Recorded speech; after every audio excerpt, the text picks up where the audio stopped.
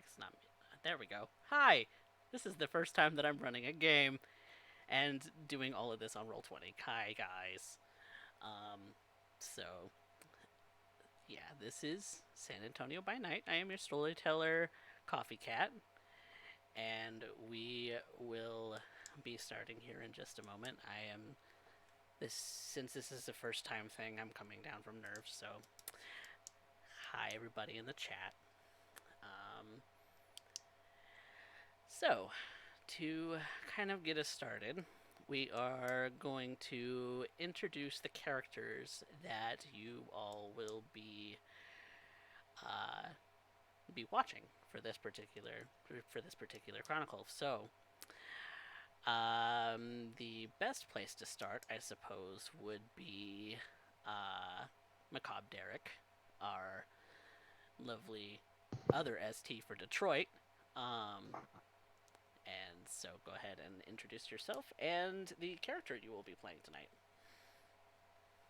Hello, everybody. I'm Macabre Derek. You might know me from Detroit, as earlier mentioned, and I will be playing the Tremere, Urien Doyle.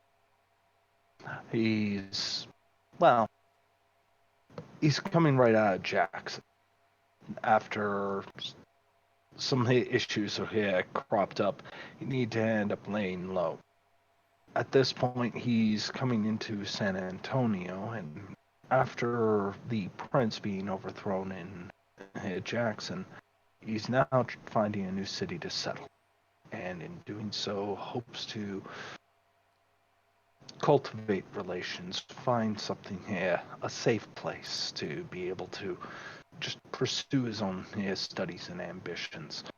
Though San Antonio is a strange place, he's done a lot of work to try and integrate and understand the local populace.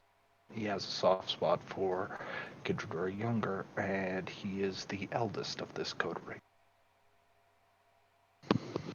Welcome to this. The next player that we will introduce is Spectre Deflector. Spectre, go ahead and give us a little bit of an idea of who you'll be playing tonight. Hello and good evening. My name is Wolf. Wolf is, well, he's a good boy. He spent a good portion of his life working towards a higher degree in surgery, being a doctor, doing that saving people stuff. Um,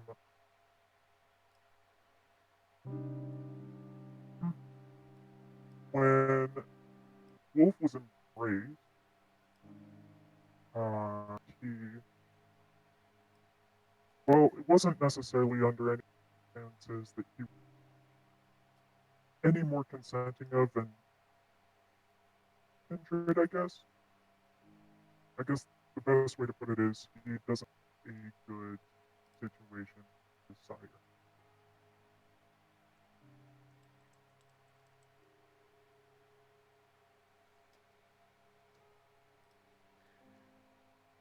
All right, so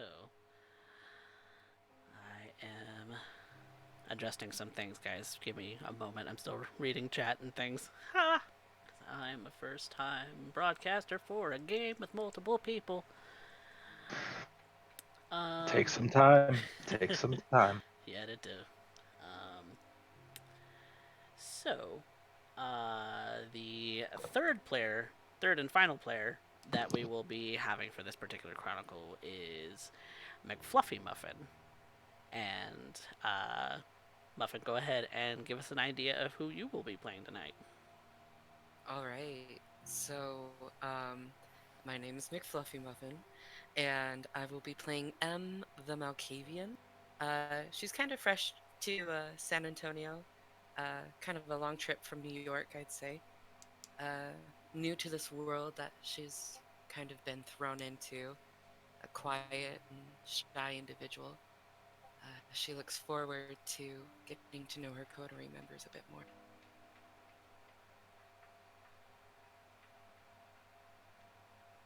Okay.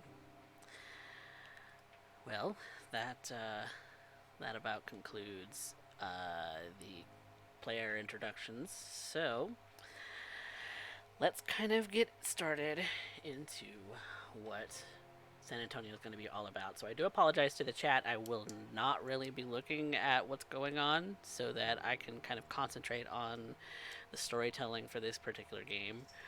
Um, feel free to interact with each other. I personally just will not have the chat up on my screen. So, without further ado, welcome to San Antonio by Night. San Antonio is an interesting city. It is incredibly diverse and a place where you can find lots and lots of people spread out in a fairly large area. The place in which we will be finding our coterie is under the domain of a kindred named Delgado, who has been gracious enough to grant our coterie a little slice of heaven. It's a little bit out of the way, kind of nestled in a kind of at the intersection of two different highways.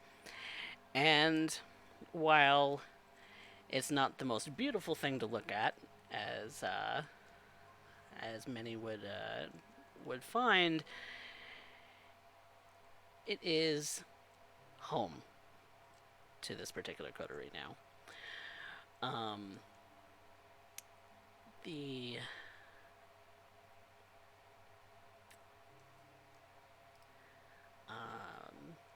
sorry, I'm losing track of what it is that I'm doing. So, I am very underprepared. San Antonio is primarily a tourist and military town, as well as has lots of things to do in the medical field. So, let's go ahead and kind of see what it is that we plan to do tonight. So, our coterie has been together for about 2 weeks and have been setting up their little haven, setting up everything that they need as far as resources and things of that sort. So, on this particular night, it starts off just like any other night in San Antonio in the middle of summer. It is hot. It is gross. It is everything that the human population hates about South Texas. The Riverwalk is bustling with plenty of people, but the nights are short, the days are long, and that usually spells a lot of time constraint troubles for kindred of San Antonio. The coterie has spent their first night together in their haven. On this particular night, they have otherwise been occupied with thises and that's. But they find themselves together this particular night doing what it is that they feel that they need to do tonight. So, who wants to start us off with what they want to do?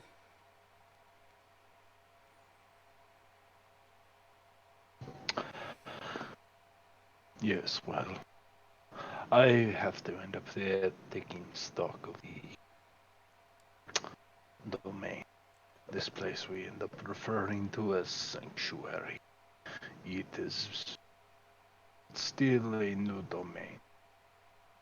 I've put quite a bit of time to end up making sure the pond is well stocked for these young ones who Yet I worry, fret for them. They've ended up taking, well, a struggle to end up continuing forward. And I feel as though observing our territory is the first priority. I am concerned, given the fact that there are only three. There's only so much ground we can cover without keeping eyes, speaking to local populace, and trying to end up making sure that we end up, well, keeping our human herd accounted. Mm. Especially, I worry for Wolf, who still struggles, as far as I see, with uh, what they've become. While very young, can at least hide what they are. Wolf has no such ability. Pity, but that's why I am here. Mm.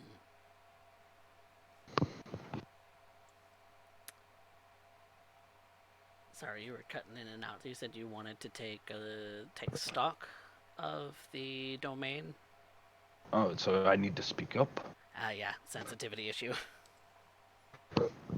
My apologies. Yes, I wish to end up going about the domain to end up trying to end up keeping stock as to what is happening inside it. This is a nightly routine that I am starting to develop, but it is in concern for the safety of my two charges.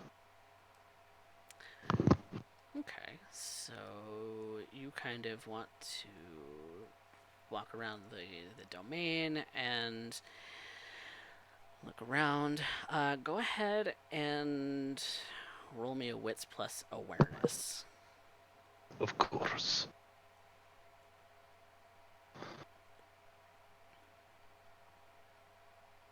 I am not particularly well suited, but I will do what I can. Hmm. Traveling around the domain is not particularly hard. There's quite a bit. Baron Delgado didn't necessarily give you a whole lot of space to really work with, but he did give you enough to be able to play with, I suppose. So the one thing that kind of sticks out to you is that this particular since you have been pouring a lot of time and effort into this particular portion of the city, um, it's definitely uh, fairly teeming with life. There really isn't a whole lot that you're noticing terribly much, but the people seem to be fairly happy, if you can call being on the west side of the city being fairly happy. Um, in many cases, as a person who has lived in San Antonio for a while, that being on this side of town does mean that while it does seem to be a little teeming with life, it also teems with uh, heavy pockets of crime. Petty theft. You know, drug deals, things of that sort, that kind of a thing. All the better to end up maintaining the masquerade with. Obviously. Still, once I feel as though my time has come, I will end up making sure to meet with my two charges. Mm. I wish to end up knowing on how they end up faring and what their plans are. Sometimes you have to let the children out to play, and they must develop their own skill set. All right. So yeah, you head back to the haven that you all have established. And so let's go ahead and put that here.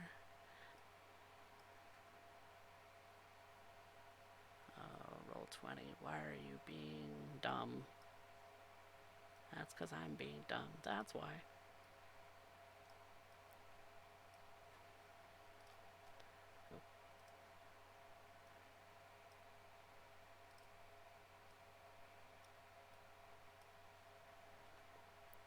Alright. So, Urien, you are checking in on your charges, your coterie mates, Wolf and M. So,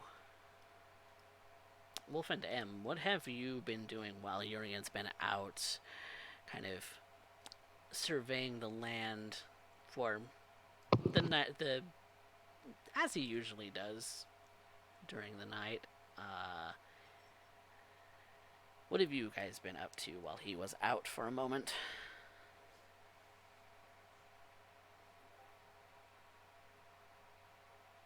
How's a Um, hunt? Oh, go ahead. oh, thank you. I think definitely would have been kind of trying to find clarity within her cards. Hmm. Uh, she feels kind of like a fish out of water, and her mind is cloudy, and to find some sense of enlightenment, that seems to be the only place she can find it these days, is the cards. Hmm. Have they been really giving you any kind of clarity, or have you have you really even toyed with that much? I think it's wishful thinking. Hmm. The cards probably have pointed out that the situation is what it is, and it really can't enlighten me further Hmm. than what I have observed.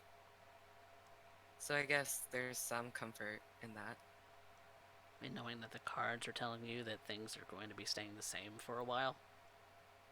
Yeah, that it's mostly going to be adaptation. Okay. Yeah, you definitely get that sense from the cards. They haven't really been giving you a whole lot of insight, but they've been giving you a lot of readings in stability. That perhaps San Antonio is the place where you can establish yourself and gather roots and maybe, just maybe, make friends, if that is your goal. Uh, or enemies, if that's your goal.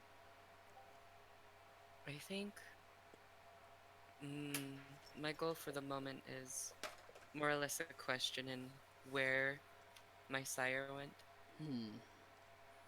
She's been gone, and I'm left here with these few, and there's no familiarity for the most part, besides what's developed over the last 2 weeks.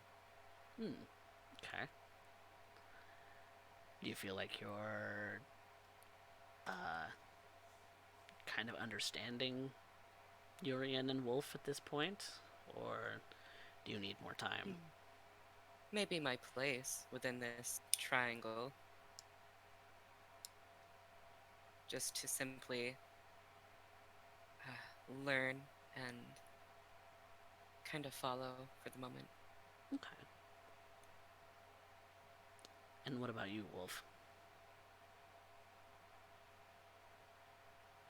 I'm the understanding that right now the best survival is I'm having how. I'm having a real bad sensitivity issue from you. I'm not picking up anything that you're saying right now.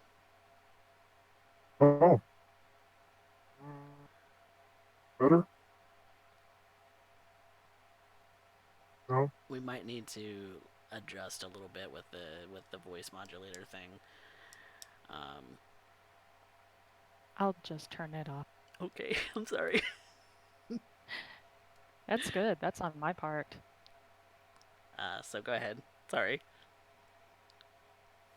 Um, so what I know, personally, considering the circumstances, the fact that I'm now some great heinous thing, I'm thinking I'm going to need accessibility, and it's not that often that you see a piece from a horror movie set riding around in their car. That's true. So, what I'm thinking is I'm going to see if there are pathways through the city that are less visible, Hmm. means of modes of getting myself around, trying to find food, maybe more out towards the wooded areas and wildernesses. There's probably going to be a fair amount of animals, but you know, can't leave out any open opportunities. Right, and given the position that you're in the city, there isn't a whole lot in the way of wooded areas. You're in a very urban environment.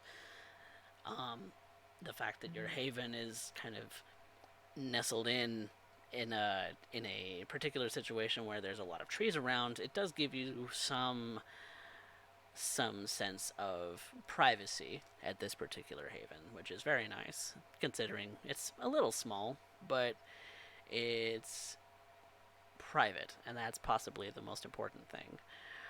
Um, the uh, you do know, as a San Antonio native, that there are not a whole lot in the way of public transit. Obviously, since you are a very heinous beast, that wouldn't necessarily be an option anyway, unless you're clever enough. Um, the the only thing that really comes to mind is possibly traversing and mapping out your own routes through the sewer system beneath your domain, if that is something that you would like to pursue. That is indeed what Wolf is looking for. Go with that. Okay. So, in that case, I'm going to want a. I'm gonna. How long are you wanting to do this tonight? Mm, For just a small amount of time? For a long amount of time? Most of the night? well, he probably doesn't want to do it as long as he's used to being in dirty situations. Hmm. And he doesn't exactly have all the sanitary equipment he would want. So Hmm. we'll just give him about, say, 2 hours to figure it out. Okay. Just get like a About as good long as general block. Urian's kind of out, maybe looking around at the surface of the domain. So, go ahead and also roll me a wits plus awareness. Okay. How do I roll these? So you're gonna go to there's the skills section of your character sheet, Mm-hmm. and you're gonna click on the dice next to awareness. Mm.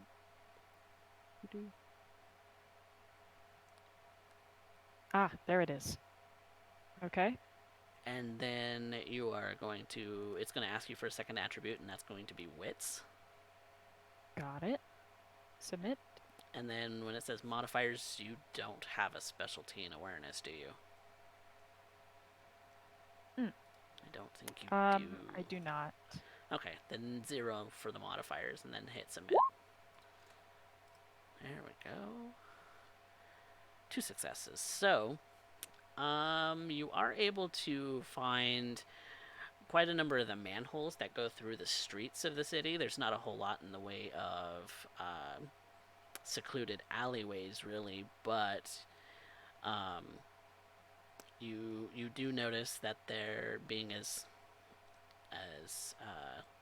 as aware of yourself as you can, uh, given your form. You find a lot of the manhole covers. It would and going through some of them, you do understand a little bit of how to navigate. You do get turned around a little bit, but then you're able to find your way back. And after that's what takes you about 2 hours, is you do get a little bit lost. But you are able to find your way back to the haven if that's where you want to go, or if there's elsewhere. I guess another thing he wanted to do is see if there was some sort of connector between the coterie haven and his own personal haven. His personal haven, okay. Um,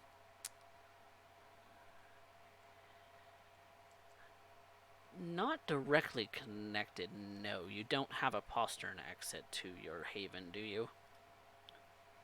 Nah. No, then it's not directly connected. There is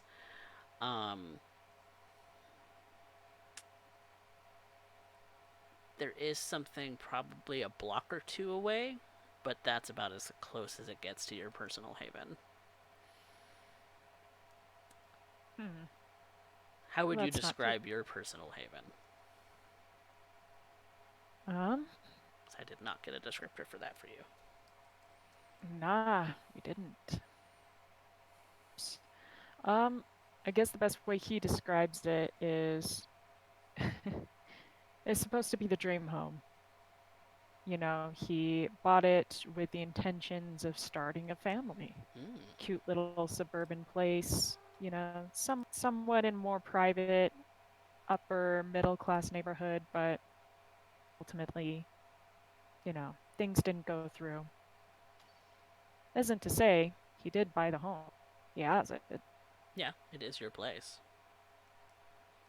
He's just not sure how long utilities are going to last in there, considering.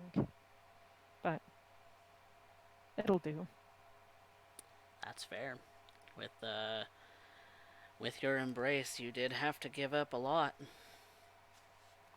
A bit too much.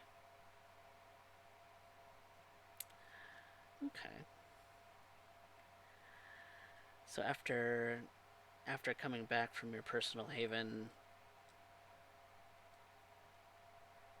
Urien is there at the coterie haven. If you all want to meet up, you've probably been there toying with your cards this whole time. Yes? Oh, absolutely. She kind of has made residence there, I suppose. Okay. So yeah.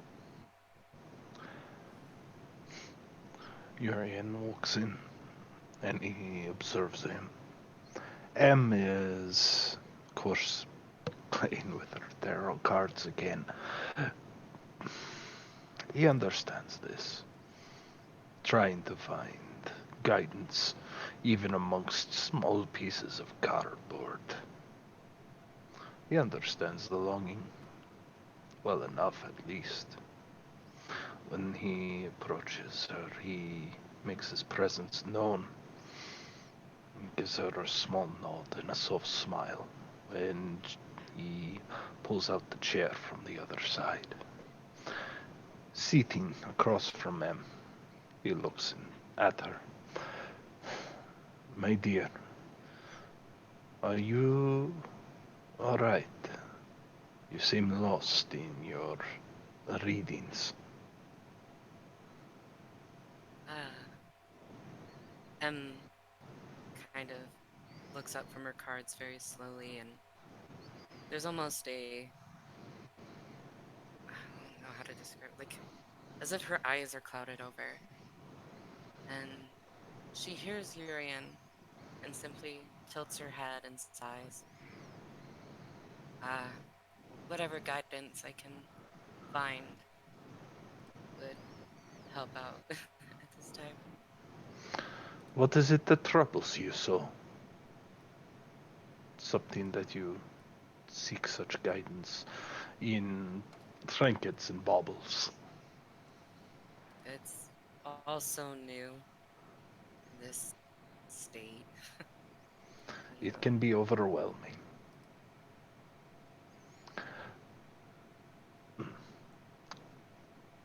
You, at this point, have any ambitions of the evening, perhaps? I would like to know everyone a bit more, but that's just me being cordial, I suppose. No, it is you wishing to know your surroundings in ways that you otherwise could not. When Wolf arrives, I will be more than pleased to have a proper discussion now that you've had moments to situate yourself and find your own selves. He grabs hold of the fool card on the table that was upside down.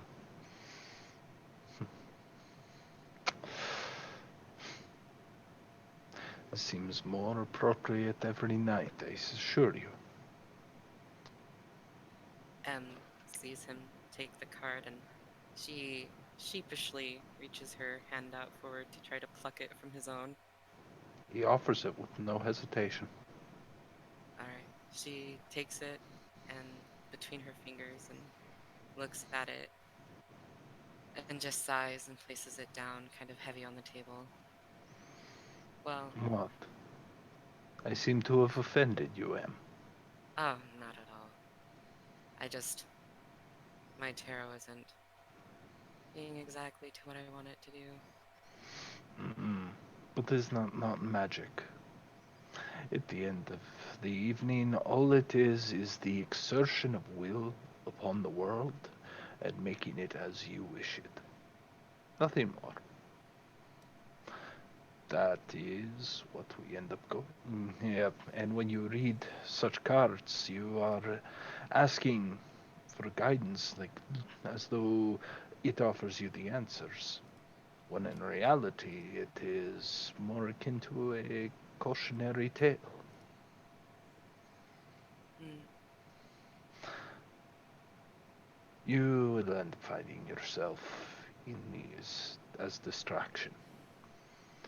But ultimately, knowing your situation around you may prove more accurate and understanding of the reading, yes? That, I suppose. My dear M, do you hear that? I believe that's Wolf making their way into the front door. I will And go and fetch him. M kind of perks up and begins to shuffle her cards and put them in a bag, cleaning off the table. Opens the front door. Is that Wolf that he sees? Wolf is like mid stopped before knocking, and he just kind of hides his hands like, oh. Wolf, it is so good to see you again this evening. Please come in, come in. And Wolf nods and ducks underneath the doorway, sort of hobbles inside. M was just speaking of wanting to end up asking questions and getting to understand you as you are the newest to this little gathering. I'm more than pleased to answer whatever questions, and I do understand it is overwhelming. I fear that she may be feeling overwhelmed herself. So, please let us sit and speak as proper individuals. He does have a slightly hard time keeping eye contact with Wolf. Wolf is disfigured, a horror even to look at, but he still keeps a respectful smile.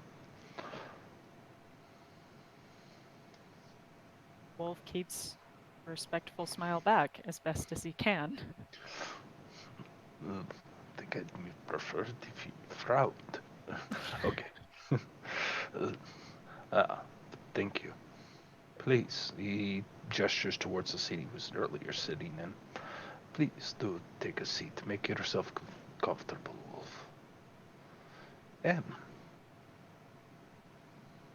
M is just kind of sitting there, twiddling her fingers together, kind of looking a little obviously nervous.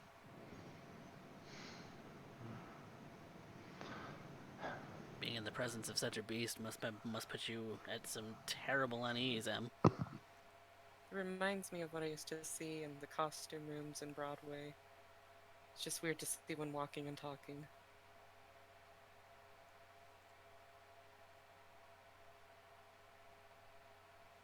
In all fairness, Wolf kind of moves around like he is in a hulking suit. Oh, Awkward, like he's a big old mascot. That will change in time, I have no doubt. Still. Let me ask you both. How do you intend to treat your evenings? We have quite the time on our hands, and I would not see it wasted.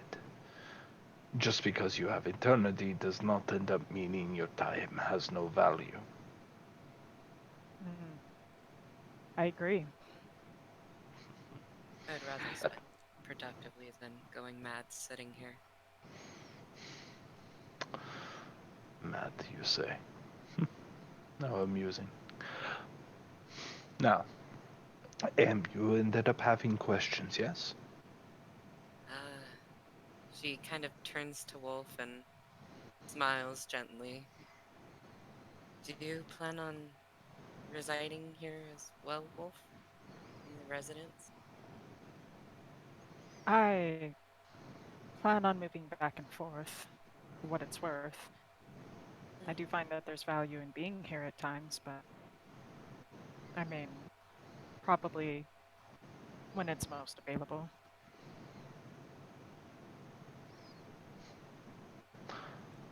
Oh, Wolf. You're like a big brother to M at this point.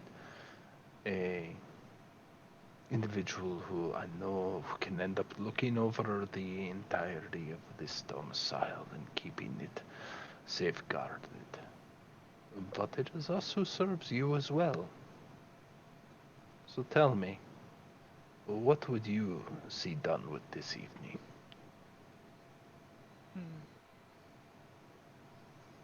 I guess I think the biggest question I have, more so than anything, I'm aware of my sire. I'm aware we all have others who have embraced us, but are there other vampires, I guess, in the area? Oh, most certainly. Many of them would probably remain hidden if they could. Though, for your betterment, Wolf, some use the term kindred, because after all, we are kin in one fashion or another. And to use the term vampire is distasteful these evenings. You are.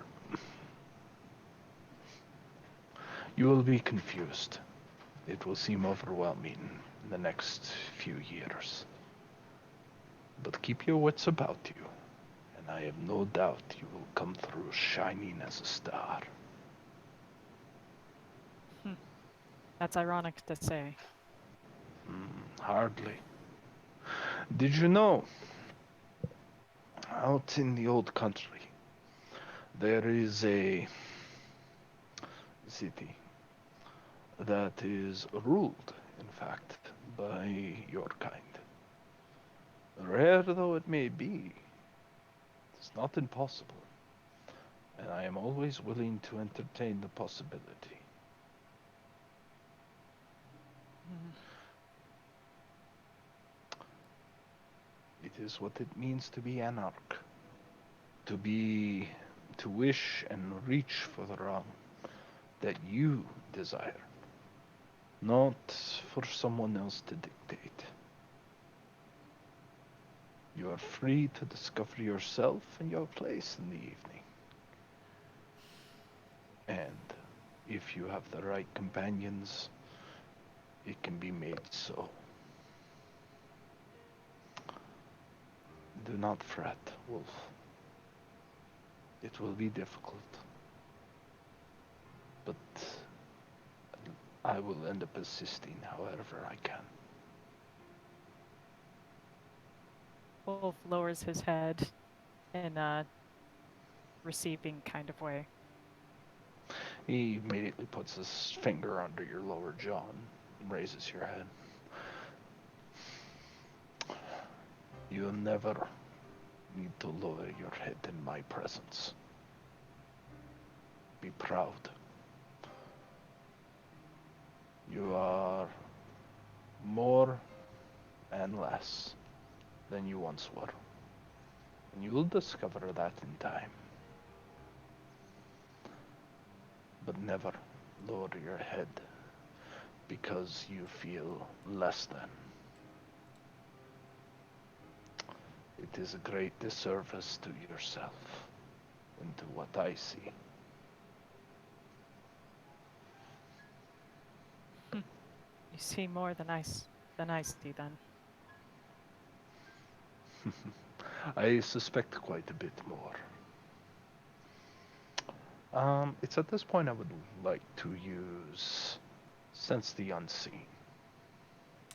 Okay, go ahead and roll it. Um, Or is that not something you roll? No. it's just I can use it on a moment. You actually do see something of interest. Not coming from Wolf or from M, but from the house itself.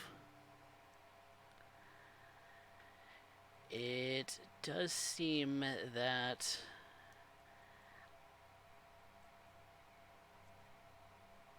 there is some kind of blood magic here, but you're not entirely sure. Well, go ahead and roll me a wits plus occult. What's plus occult? Alright.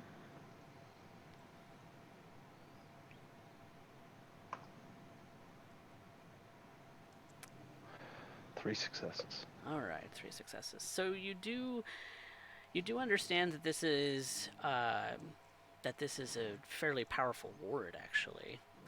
Um, the the nature at which what it's supposed to be warding against, you're not entirely sure just yet. You may have to spend some time studying it. But you do know that this house is protected on a magical level. You see, Wolf, I observe things. I know that in this house you are safer than you are outside. The wards in the wood and the foundations make it so. He looks outside.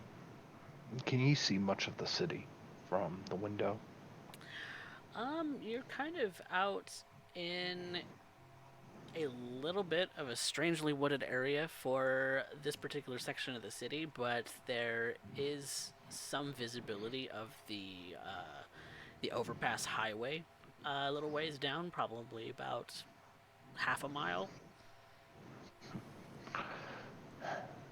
I see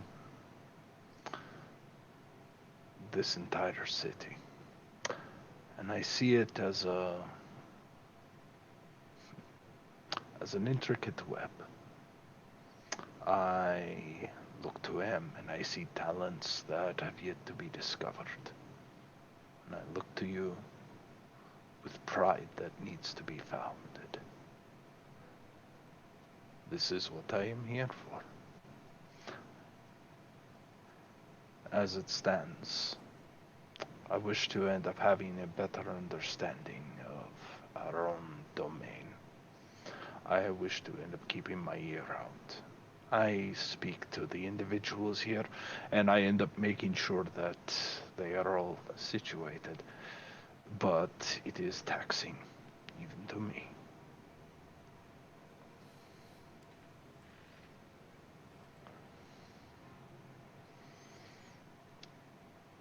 M kind of perks up and looks at Urien concerned.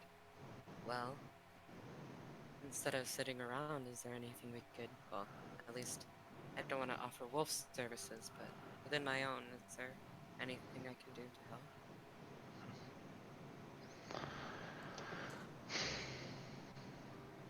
At first, I think I am more comfortable with making sure your burdens are alleviated before I end up raising them upon your shoulders.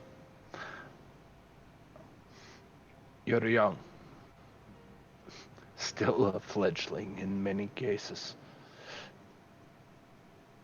That concerns me greatly. You do not know what it is yet to be kindred.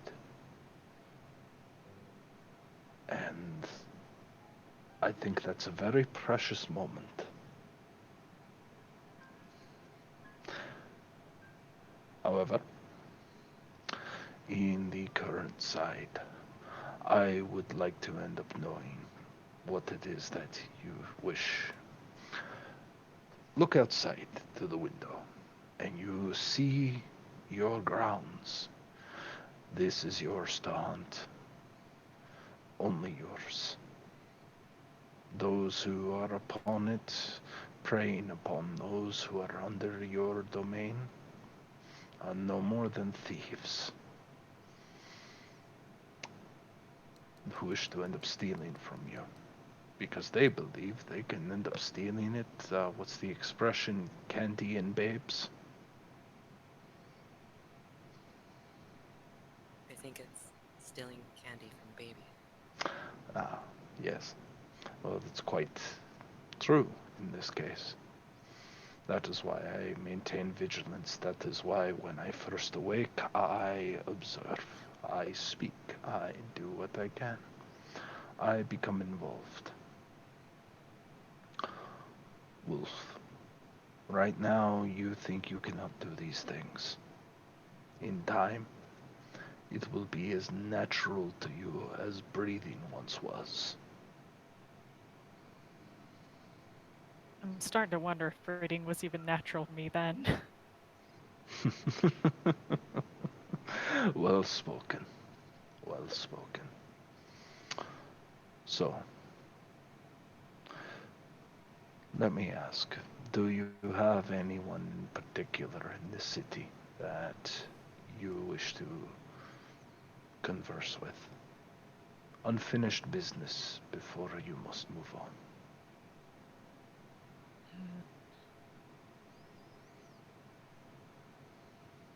I suppose for myself there is one, but it's not exactly I can just go talk to humans anymore. And yet, you can. Oh? How do you suppose? It's been said that one of your sort have a nickname called Haunts. Do you understand this term? I'm sorry, what is his name? Haunt. Haunt. Yes, this is Same. a term once used to describe Nosferatu.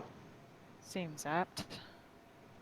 Well, more so than you may think. See, a Nosferatu can remain as a whisper in your ear. Perhaps it may not be you sounding the words to them, but they will be your words. He looks to Am.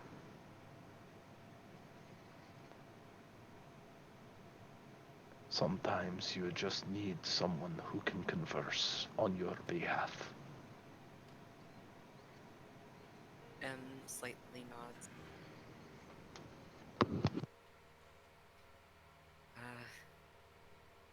Not much that I know about this place or people who have gotten me here, and well, I'm just happy to follow at the moment. Keep busy.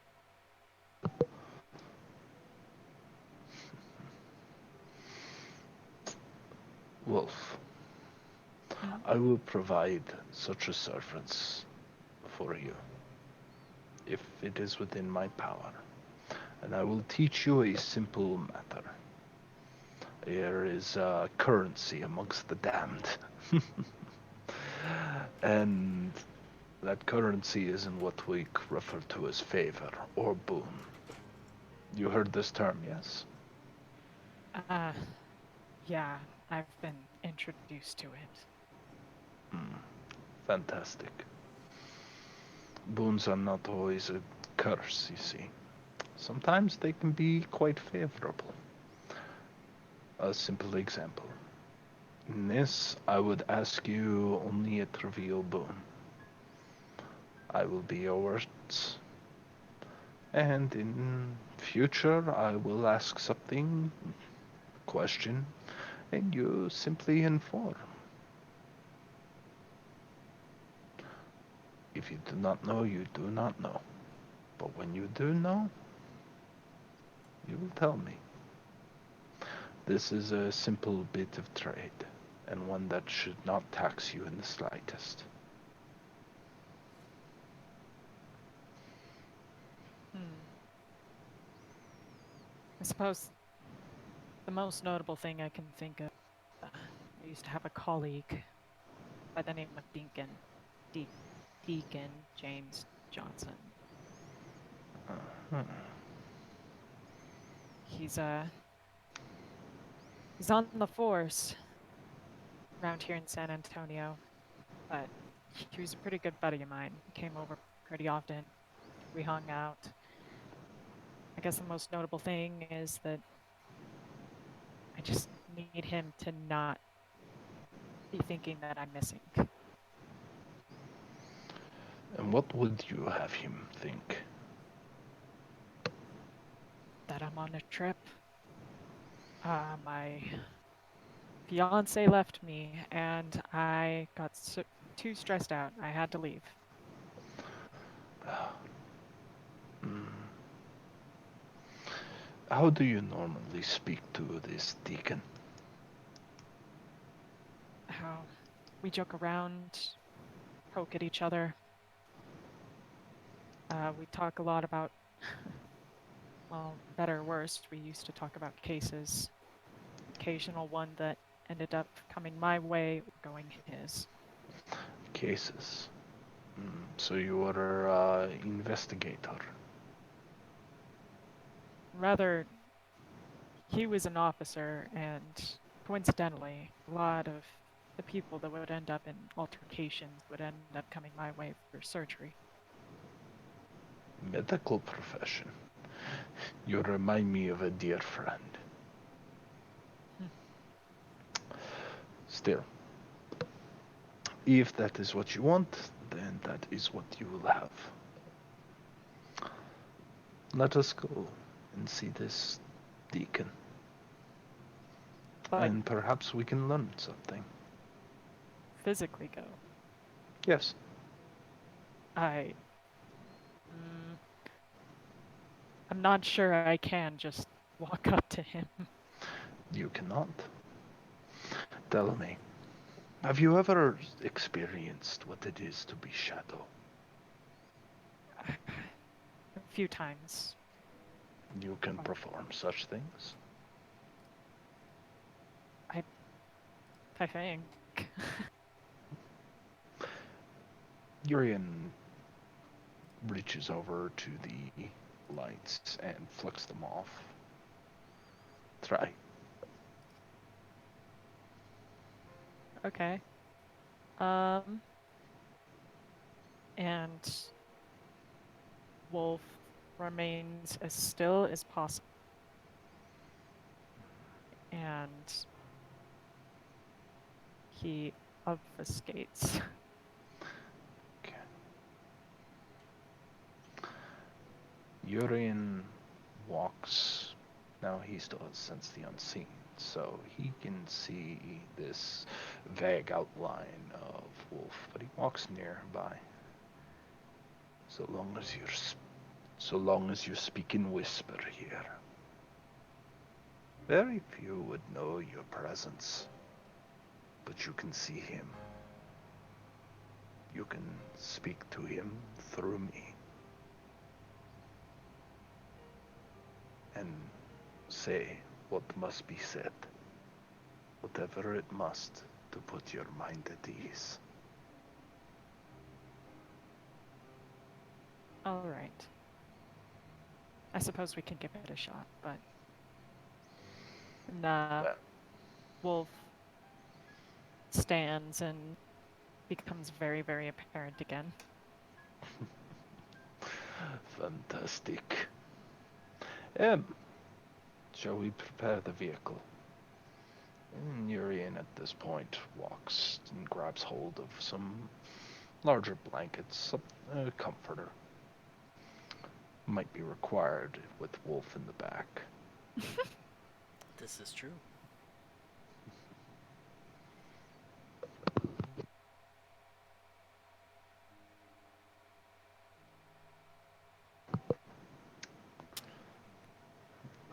Coterie does scrambles into the vehicle and Wolf hops into the back and sort of does a little spin and lays down.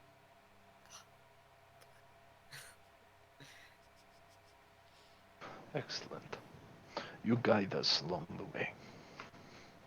All right. So that's where I think we're going to take a really quick break.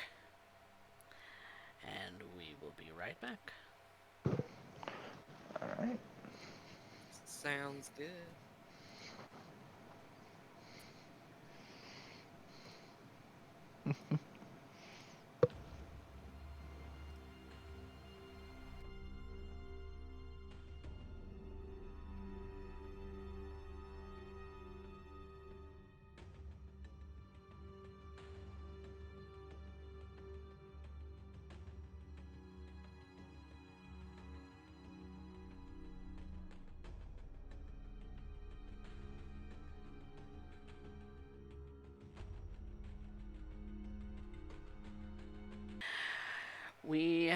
Where we left off at the break was that Urien had told Wolf that if there was something that he needed to express to someone close to him, that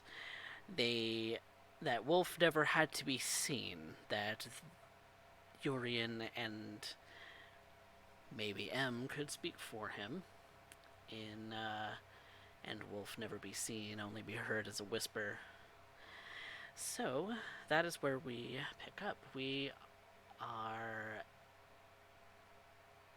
in a more glamorous part of the city, in the north central side of town. All of the coterie had gathered into their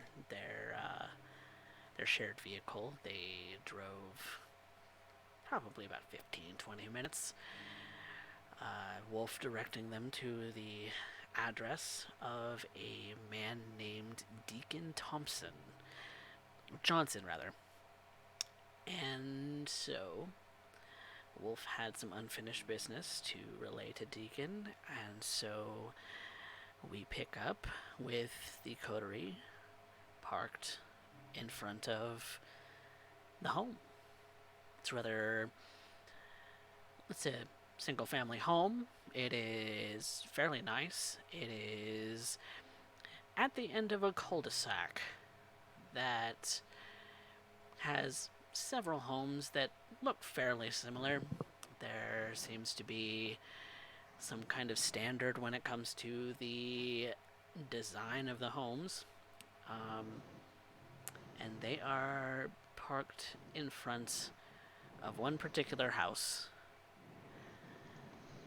And so, what do you want to do?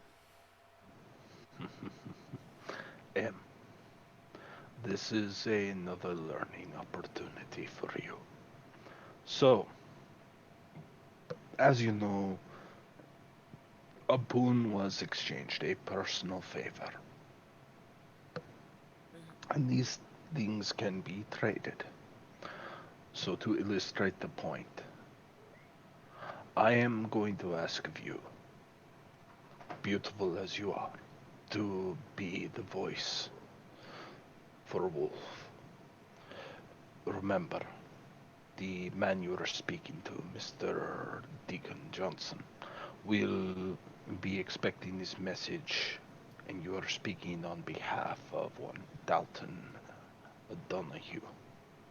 So, remember, speak as Wolf would. Do not try and emulate his voice, just his sentiment. And remember what we have practiced. If anything is to go wrong with your moment, fog the mind and reset the conversation if it can be more favorable. If more concerned, simply end up leaving it at, I'm sorry, I have the wrong address. And move on. Do not try and complicate it. And if you feel so unease, remember, I am just right here. Wolf, stay close to the shadows and move as close as you can to the front door. Stay unseen to the best of your ability. I will be here to assist in the worst case scenario. But in doing so, I pass the boon offered by you to M. Does that explain how favors work, M? Yes. Yeah. Go now. Work with one another. You can be surprised on what you can do as a pairing. Wolf gets out of the vehicle and leaves the blanket behind that he was previously cradled inside of. He is going to sneak up to the house and try get a visual on the window. Okay. You do see that it is a little dark inside. Go ahead. I would like. Sorry. Go ahead. I would like M to kind of be following close behind, if that's alright. Okay. That's perfectly fine. You put yourself wherever you want to be. Yeah, she's a little clingy at the moment. Okay. Are you standing behind Wolf? Are you standing in front of him? Are you standing... I would think she's kind of trying to keep up the sneaking for the moment, just to lower chances of being seen. Okay. Both of you go ahead and roll me wits plus stealth, just to see what happens.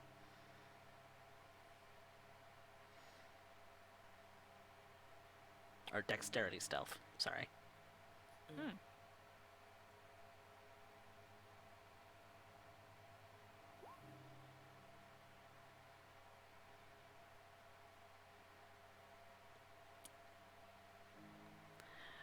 Well, Wolf, you are a little clumsy in your new form. You're still not entirely sure how it is that your body works. You're still very young, obviously, and the transformation of a Nosferatu is definitely very, very weird on the body, to say the least, if not painful. And so you're having a little bit of a hard time keeping it a little stealthy. M, you're doing a little bit better of a job. You move fairly fluidly, and you feel like you are unseen. Wolf, you feel like you could do better, but such is the way that things are. So... Wolf stops dead in his tracks and decides to just obfuscate right there. Okay. He knows Deacon. Deacon's a police officer. Mm-hmm. Alright, so Cloak of Shadows is activated, and you are stealthy in place. You are still kind of close to M for the moment, but the front door is still maybe 10 feet away.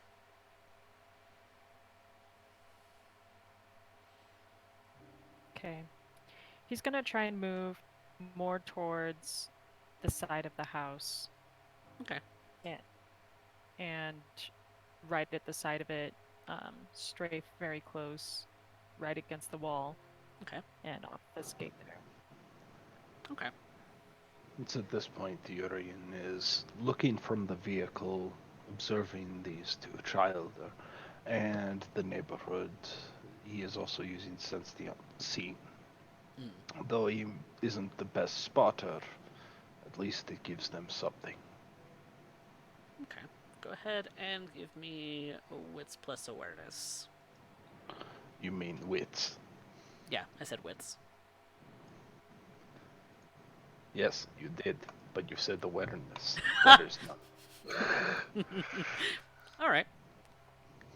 All right. So, M, it is up to you. Are you going up to the door?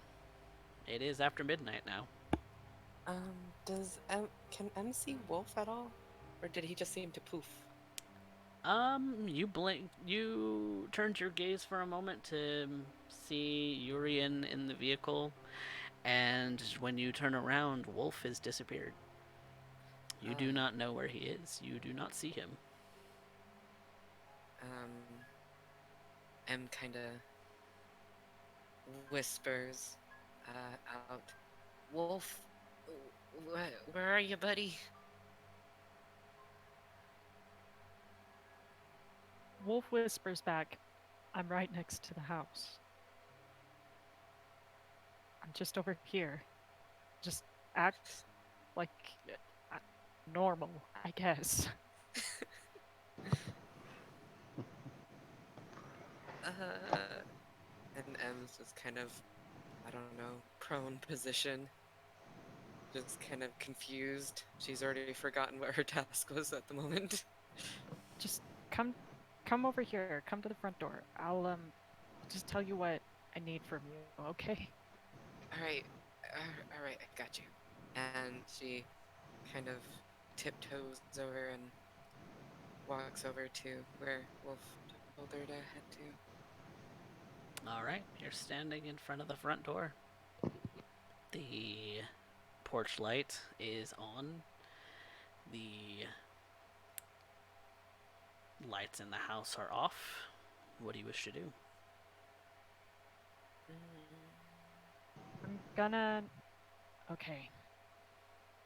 The entire car right here, I was thinking about what I was gonna to say.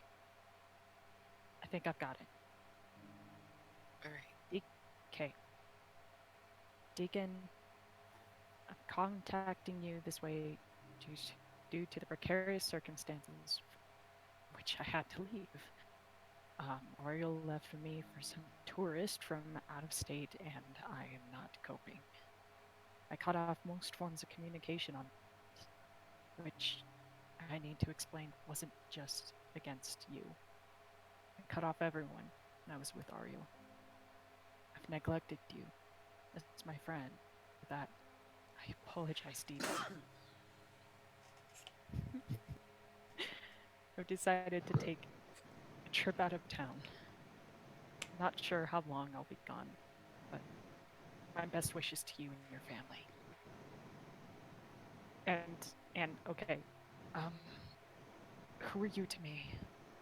Uh, what are you comfortable being? Like my cousin or something? You have a lot of things to say to this guy. Well, I don't know. Just I'll wing it. okay. All right. And I think I will have knock on the door. Okay. So you knock on the door, and the you don't get an answer right away. You knock a second time, and a light in the back of the house turns on, and a moment later, you do see someone coming up to the door, and they open it, and it is a tall man who is fairly well built. He looks fairly interesting, and but he's also in a tank top and shorts, as if you maybe have interrupted something as far as perhaps sleep or perhaps just remaining comfortable. You're not sure. Um, but he looks at you, kind of eyes you up and down. Yes. Would I be able to get some insight on how he's feeling at the moment? Like what he seems like he's coming off as, like hostile, concerned, worried, annoyed. He looks as if you know for a fact that you've possibly interrupted him, and he looks a little bit annoyed about that, and he doesn't know who you are, so he's got a very questioning look on his face. That much you know. Right. Kind of puts on a very gentle smile and introduces herself. My name is M, and I am here on the behalf of a friend. It's the middle of the night, lady. I figured it was she kind of starts to stumble over her words and turns a little red. I'm here to bring some news about Deacon James Johnson. No, that's me. Oh, How do you know my ha, name? um, she just kind of waves her hand to do the cloud memory. He looks a little dazed for but a moment, and She when like, and he comes out of the daze and looks at you. Who are you? uh, M kind of massages her temples and takes a deep breath. My name is M, and I'm here on the behalf of Dentalian Donahue. You know Dante. Yeah, kind fellow. Um, he had a message for you, and it's really important. He just looks at you with this strange look. Um, he apparently him and his fiance, his girl, what have you, they were having some sort of not so good time, so he's separating himself. And it's nothing against you or anything like that, but Why would that he's have anything to do with me? I didn't I didn't particularly care for her. well, it's more about him, I guess. He's not coping very well, and he wants you to know that he's sorry for leaving and kind of cutting everybody out, and that it's not really. Yeah, he like ghosted everybody. Who are you? And why are I, you I at my house? my name's M. Why are you at my house? How Dante left me with a message to bring to you. kind of creeping me out, lady. Oh, and she, can I try to like, uh, one sec. Let me think about how to be a little bit more charismatic in this situation. Um, she kind of composes herself and says, I don't know Dante very well, but all I know is I had a message to deliver to you. I think with what is within that message is important, and that he he's sorry. And I think from a friend that would mean a lot. I mean, he just dropped off the face of the earth. I didn't hear nothing from him. Neither did anybody else at his job. Fucking up and left his job. Who the fuck does that when they're like a six-figure surgeon?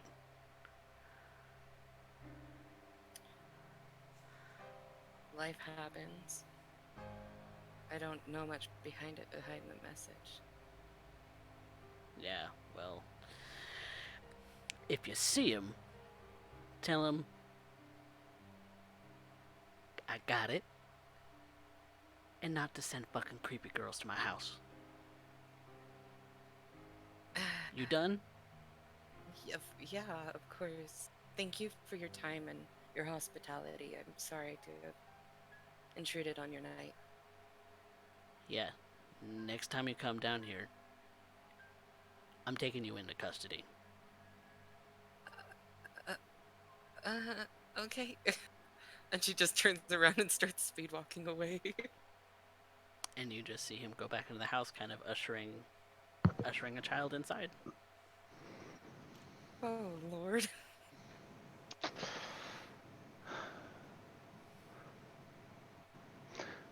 Urien ends up watching hurry her way back. He waits for Wolf as well. But when she approaches the vehicle, he looks to her. Wasn't as smooth and as easy as it was as you hoped, yes? She wipes a little bit of sweat off her brow. That was absolutely ridiculous. I felt like my brain was running on dial-up or something. Yes, of course. He wipes the blood off of the brow of M. That is a terrible habit. I'll make sure to address it. It is something that will be worked on in time. And while these things never go as smoothly as you hope, ultimately your end of the bargain has been struck. So congratulations, Wolf owes you one. I feel like in that situation, I feel I owe him one now. Well, don't let him know that, and find a way to end up paying it in reserve. How are you feeling? Me? As, Yes. as, I need practice. Lots of it. Well, thankfully you can always hit the undo button. Yeah, I suppose. Excuse me. He steps out from the driver's side and opens up the rear to allow Wolf in. These moments are never easy, are they? He clambers into the back and he's just like panting for whatever reason. Well, at least you got to know that they're all right. Not many of us have that courtesy. He closes the door and gets back in. So, anything interesting learned tonight? Don't talk to mortals after being embraced. Hmm? Mm-hmm. No, that is not the lesson. In fact, I would argue that that is a quick way to really become a monster. He starts to drive, and I imagine Urien knows the domain fairly well, or at least well enough. Mm. What's a more populated area? Place where could be potentially good feeding. It's not that he intends to feed, it's more just to illustrate a point.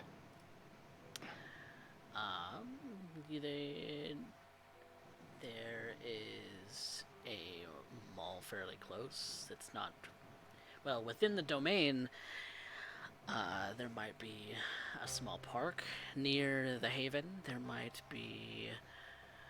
Uh, Perfect. all right, so you're headed off to the park. Yeah.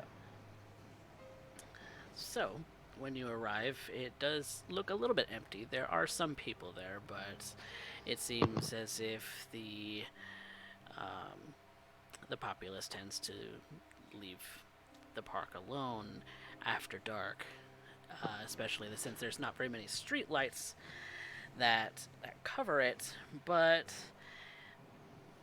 it seems like there's some people here.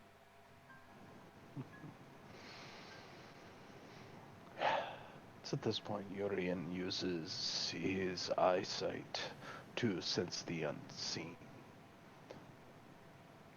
He is very wary of trespassers, and especially knowing what Wolf is capable of, try and imagine what more experienced hands may be capable of. But he parks the van, locks it up tight, and begins to walk in the dark, offering for Em and Wolf to join him.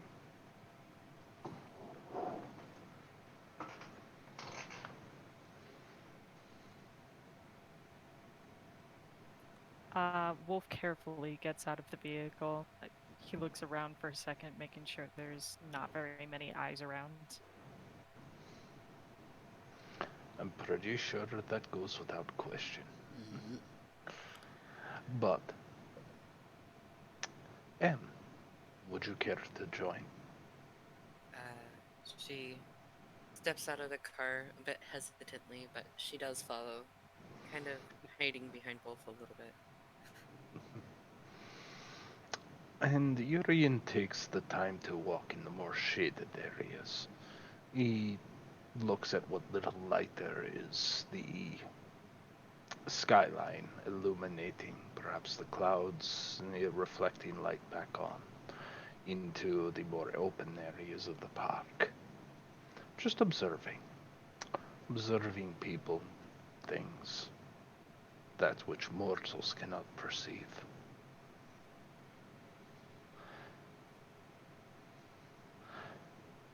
Specifically, he is looking for kind, human beings, people.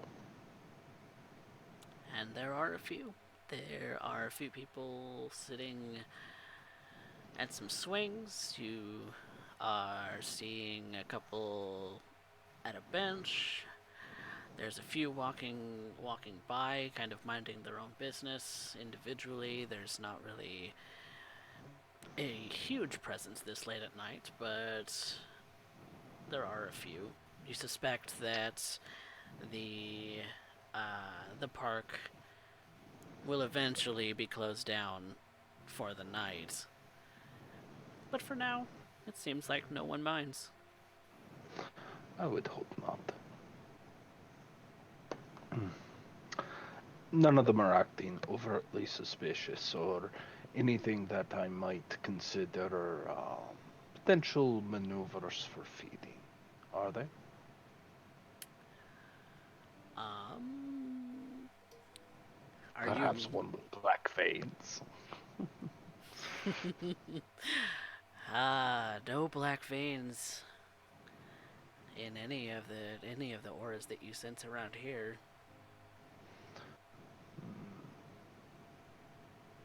Investigation plus wits. Yeah, go ahead.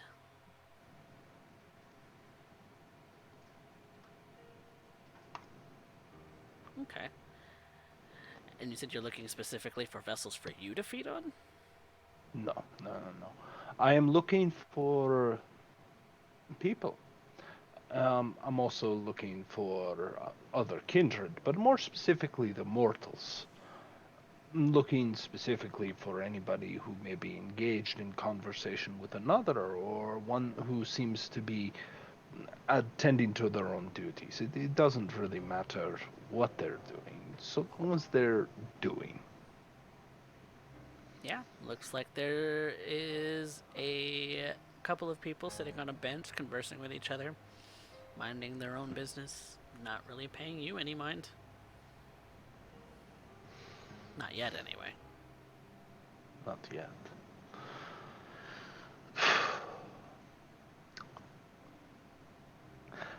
It's at this point he looks to Wolf and speaks softly.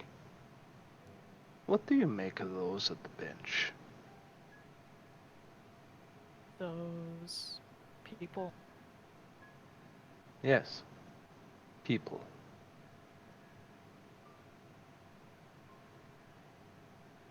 What of it? What do you make of it?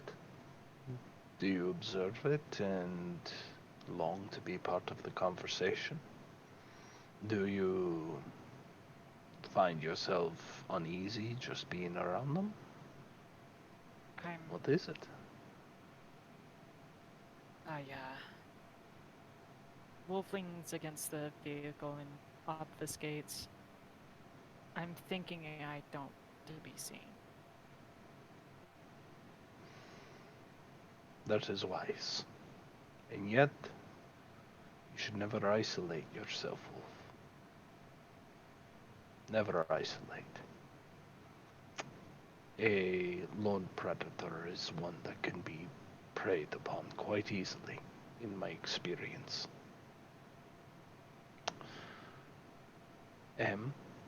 What do you see when you look at them? She kind of tilts her head to the right and eyes them for a moment. I wonder what they're talking about.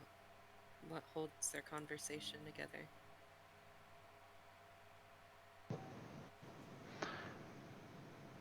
And yet, the both of you are more than capable of answering that question. But when I look at them, I see a world behind glass. I see a world that will, well, I can never truly be a part of. But I must maintain myself among. I could right now go up and speak to them. They would laugh at my funny accent and I will crack a joke. Perhaps a beautiful maiden at my side. I would end up being the envy of the conversation. And we would have a moment of laughter and discussion. And they would have tales of a weird encounter with a weird little man and his beautiful escort. And then they would move on. And this is what it is. To be close, but never being a part of. We could never dine with them. We could never sit there among them. And yet it is important that we laugh.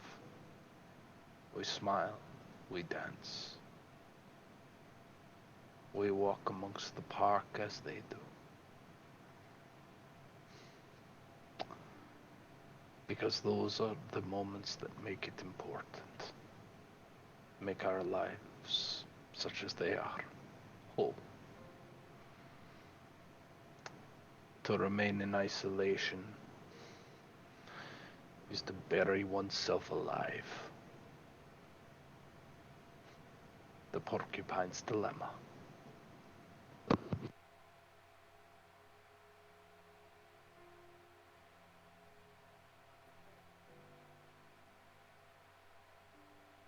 And to what greater extent? How am I supposed to interact with them? It's not like I can pretend to be human. Not No. now, anyways. No. But you can be so much more.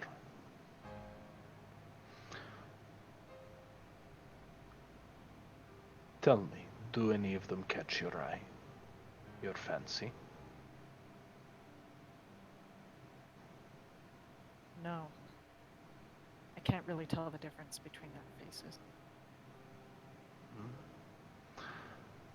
And yet, if I were to choose one, in your condition, maybe I would be that whisper in the dark. Or maybe a pen pal. Or maybe the one who ends up writing emails anonymously and find them. Maybe I would be the one who has a phone call. It would be difficult with a voice like yours, but you get the idea. And you would know more about them. Know what they mean.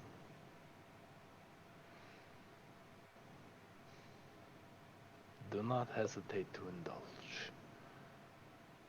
It is in the indulgence we prove we are alive.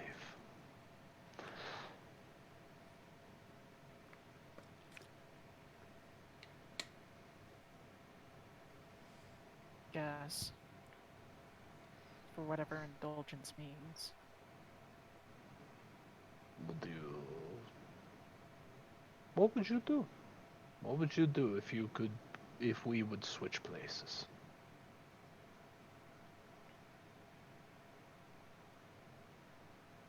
I would probably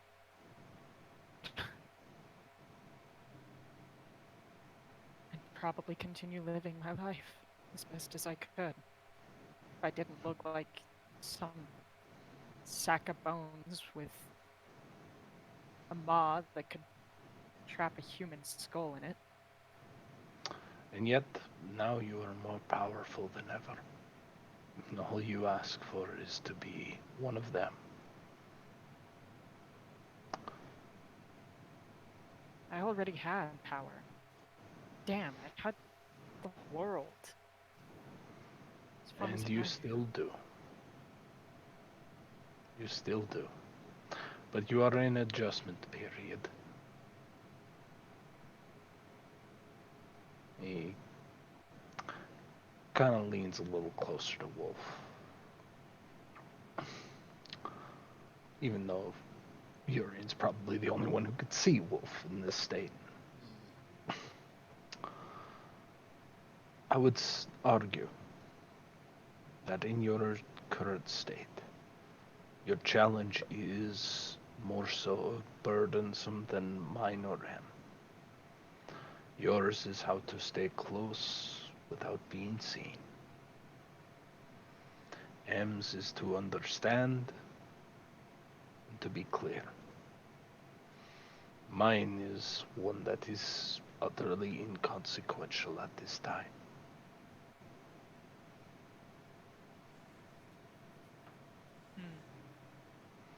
Why exactly is that? Because I envy you both. Greatly, I do.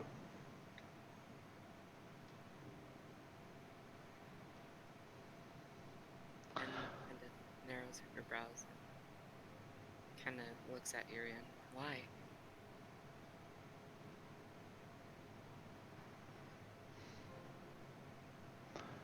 The world is terrifying and strange.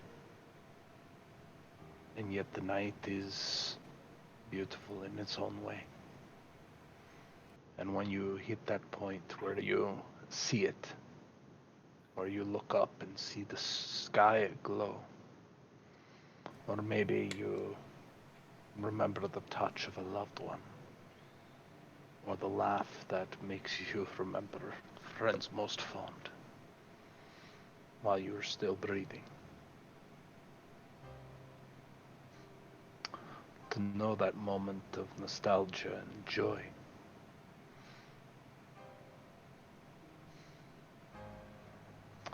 You have not had that ripped away from you. Not yet. Not yet.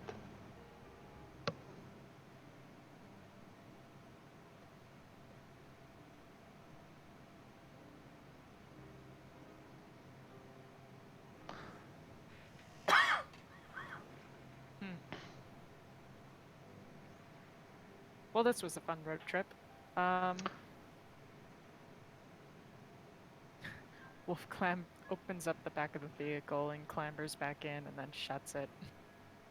You'd see him fold the blanket over himself and just kind of like peer up, like ready to go.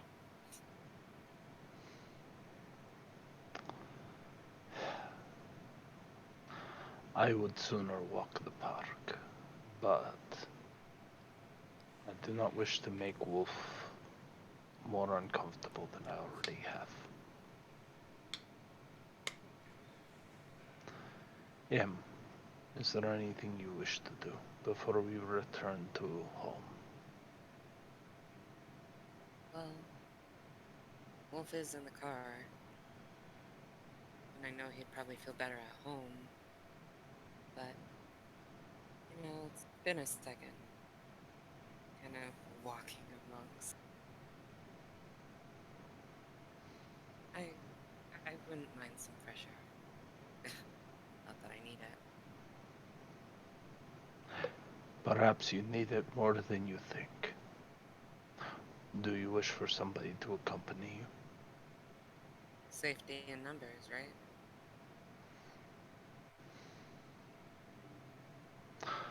Wolf, are you sure you will be okay if left to your own devices for just a moment?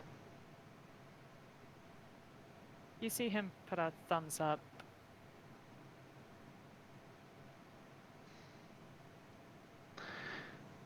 Think about what you need.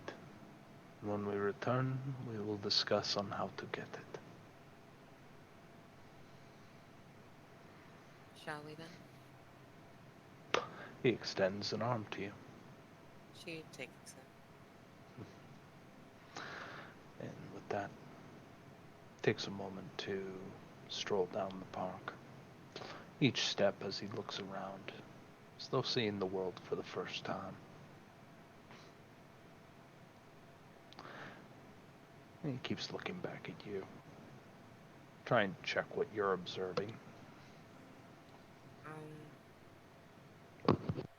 Her eyes kind of dot across the landscape that they're traversing through, and she sometimes has them land on people, and it just goes back to everything around her. She kind of speaks up and lightheartedly says, this place is a lot hotter than New York.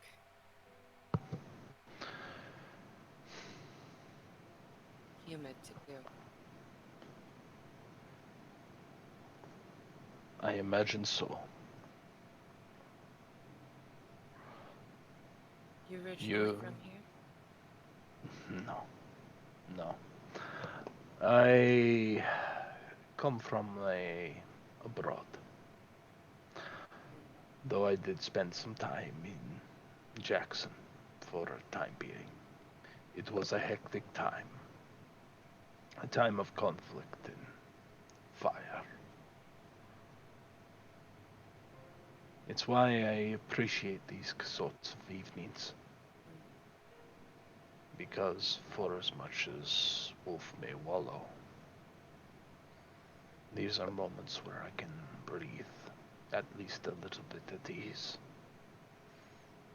Though, to be fair, I would not have expected one as elegant as yourself to be accompanying me. You should be grateful, Em. You have a world that is filled with possibility.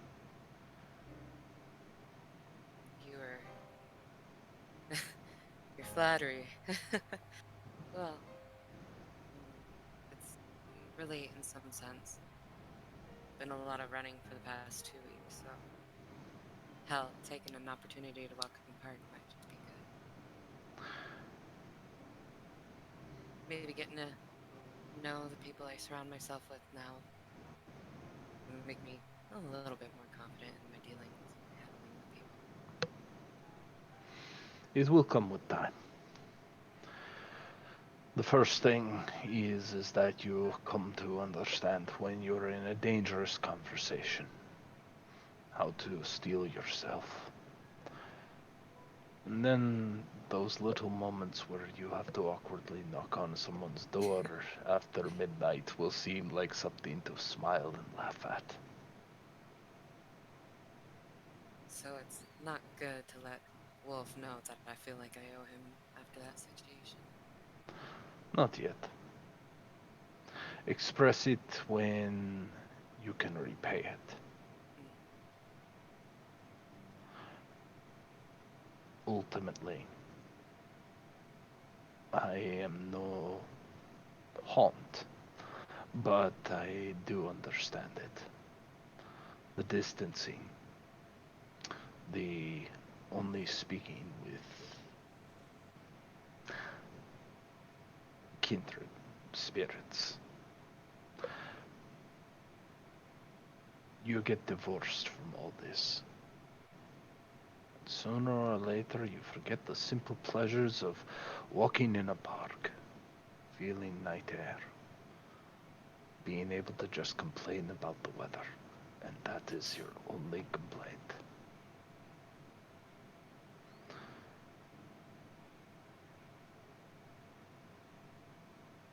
Well, I may. Go ahead. sorry. Go ahead. Just kind of smiles and stops and kind of puts her arms out and sighs and stretches. Well, I mean, might as well get to know our surroundings. I just feel lost. How so? Well, all of this is new. I don't. I know this and I know what I am, but they don't. And they can never know. Yeah. You have a rare gift, and not many of our kind were given the luxury of being able to simply wave with emotion and be able to make them forget. It sometimes we have to be much more lethal. You are blessed with that gift, and I hope that you use it to protect Wolf and yourself. Well, we've only got each other, I guess. Mm, I wish such was the case. But we still have to end up speaking with Baron Delgado tonight. I have made a point of trying to reach out to him, and I hope to end up being able to speak with him and introduce you two proper. It is best that he understands where we stand. Otherwise, we may have unfortunate misunderstandings that could become far, far worse. He starts to move back towards the van. You remind me of an old friend, and seeing you in your curious ways brings a point of nostalgia to me. I'm grateful. Smiles and kind of bows slightly and raises herself. Well, in whatever way I can learn and grow, I will be here and I will be ready. We'll see. That moment is not now, and so we indulge ourselves in the night air.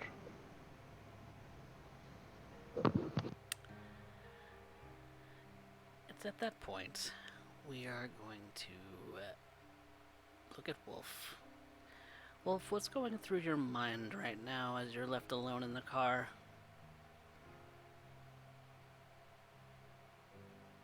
Wolf is kind of sulking. Um, he's thinking more so along the line humanity at this point is just a fairy tale. And no matter how much he stands in the shadows and looks on, in all honesty, that's just way too distant for him. He thinks it'll probably drive him mad thinking about everything that he's lost instead. And even more so, if what Urien says is true, if he does have some greater power to him now, then he's thinking it's probably all the better that he stays away from mutants. Because, They're just food anyway. no, no, they're not. They're people, they have lives, they have things they need, things that they do. Besides, he isn't starving, he isn't in need. He just is. That's enough.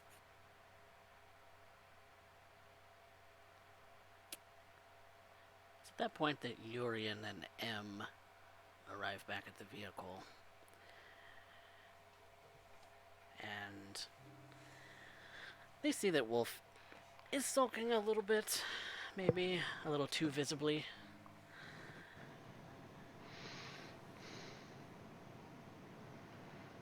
Can M approach Wolf? Like, kind of put her hand out to him as she's in the car. Of course. Uh, she kind of gingerly reaches out and smiles. I know we don't know each other very well yet, but I've got your back. Take that however you want, but I'll be here. Wolf looks out and under from the blanket that he's got covered. He kind of holds it around like a hood. And he stops pouting for a moment to blink at him before holding out his hand and shaking hers. His long fingers wrapping around kind of grossly. Cold and dead. Long, bony, cold, dead. Yeah. Not very pleasant. But with all sincerity, he tries to make a grin with his awkward, bony face, and he nods. I appreciate that, Em. I think we're gonna do fine. Mm, I agree. We got this. Urien's just smiling in the driver's seat as he starts to make his way. We will have to end up speaking with Baron Delgado soon. If there is anything else you two need to do, I would rather not keep him waiting. But you two come first. He comes second. What exactly is a baron to us?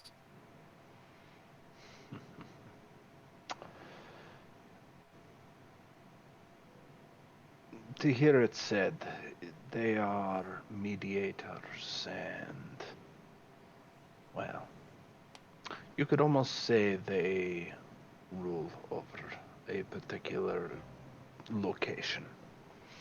Ours is well within Mr. Delgado's jurisdiction.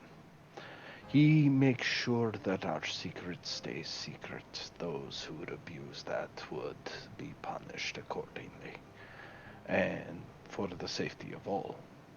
And most importantly, he is there to aid and serve as judge if conflict between kindred begins. It is a matter of keeping the peace. We are predators, after all. We oftentimes feel the need to lash out to one another, and sometimes over the most trivial of things. And oftentimes it requires one with the will to end up forcing a hand before the world sees our own fury on display. Quiet is what is necessary, and the Baron's duties is to provide it, and in doing so we serve them. in so far as one would respect, say, a matron of the family, a grandmother or a great grandmother.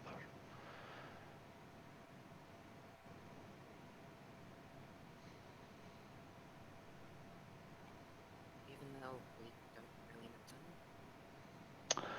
If it helps, think of them as your landlord. Oh, I see. Just one that can be very kind and generous, or wrathful. It depends entirely on how you perceive. At this point,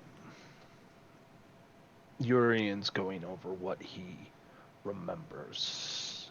He's trying to remember everything he can about Delgado, how he prefers to be approached, ways to contact, things he might be known for, ways that might make this smooth out a lot more. Okay, go ahead and roll me an intelligence plus politics.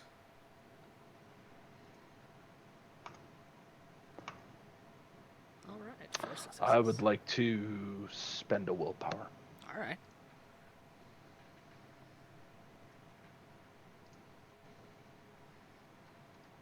All right, 6 successes. The big thing that you know about Delgado is that he definitely encourages etiquette. He encourages politeness. He is definitely the type, and you know this because he's Toreador, to be opinionated about the aesthetics around him, and therefore that is why he is encouraging you, the coterie, the host, to improve in what ways you feel best, but also keep in mind that things should look presentable.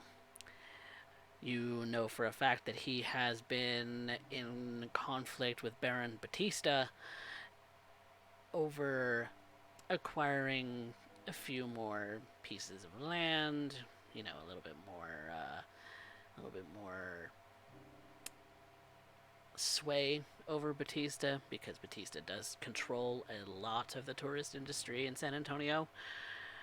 And Delgado is a little bit bitter that Batista kind of has a monopoly on that, and he kind of wants his own piece of the pie. And the best way to contact him is via telephone. He typically keeps his number the same for any public reason.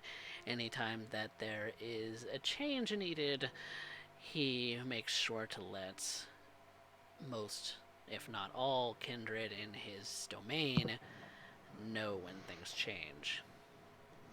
And how is the conflict between Baron Batista and Baron Delgado? Delgado's not really gaining any ground. Batista's definitely holding firm. She's definitely very adamant about keeping the things that are hers. There's not really ground being gained on either side. It's a What stalemate. is Batista's clan at this point? Ventru. Ventra. I imagine it's quite odd to end up seeing a Toreador and a Ventra at odds, so... This is Anarch country. Everyone's at odds. To be fair. It's at this point he looks to M and Wolf. Is there any way... I'm assuming there's not much we can do for Wolf as far as more presentation in this immediate climate. If you're looking to see Baron Delgado tonight, very likely not.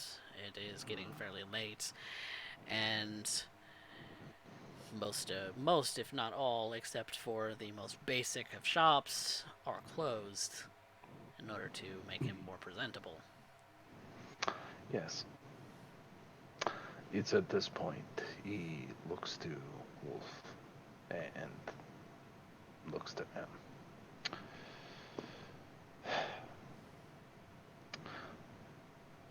At this point, I believe it's best to be on guard, as we will be speaking with Baron Delgado.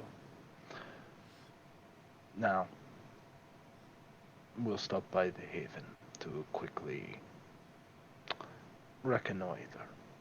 Wash up. Put on your lipstick, dear Em. Try and present yourself as a proper lady of the night. And not in that way. Wolf, at this point, I apologize. There is not much I can do for your current wardrobe. However, we'll make it a point of finding something for you. Something that would make you present a little bit more. Mm. But at this point, the advice I would give is be respectful, be courteous, and follow my lead. And Wolf, remember, keep your head tall. They may have barbs, but they must abide by the same rules we must. Wolf Stan sits up about as tall as he can. Tries to keep his chin up. I'll do my best. That is all I can ask.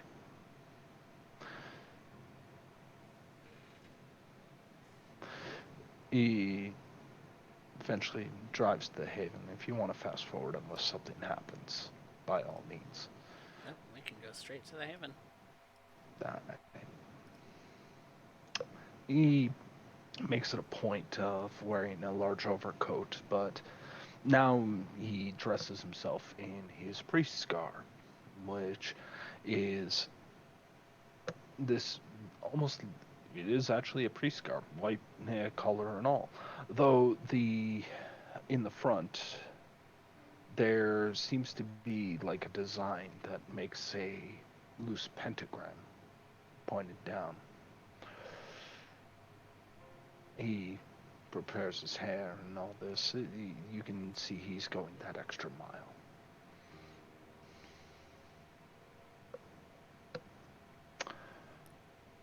He even goes so far as to assist M and even Wolf, even if it is just combing the leaves out of what's left of that mane. Wolf looks over to M. Do you... I mean... Do you have a coat or something that might fit? Let me see what I have. And she goes in search of a coat and maybe a few bows.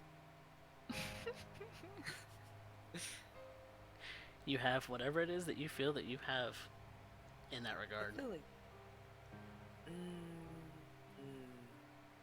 She definitely has like maybe 2 bows that are red in coloration. And maybe... I don't know if she'd have a coat on her. Doesn't seem like she would have grabbed it while she was headed out so quickly. You were warned of warm weather. Yeah. She shows Not back that up. we sweat. Not from heat, anyway. Nerves, maybe. That being said, I would like to end up calling upon intelligence etiquette in making suggestions to wardrobes, ways that we can be more presentable and perhaps, given we're using a bit of inside knowledge, to be able to end up getting a more favorable response from this Baron. Go for it.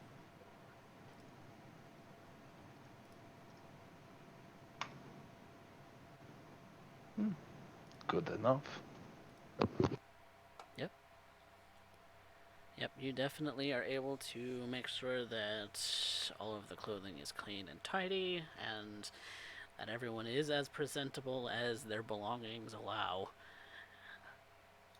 And it's at that point you do hear a knock on the door.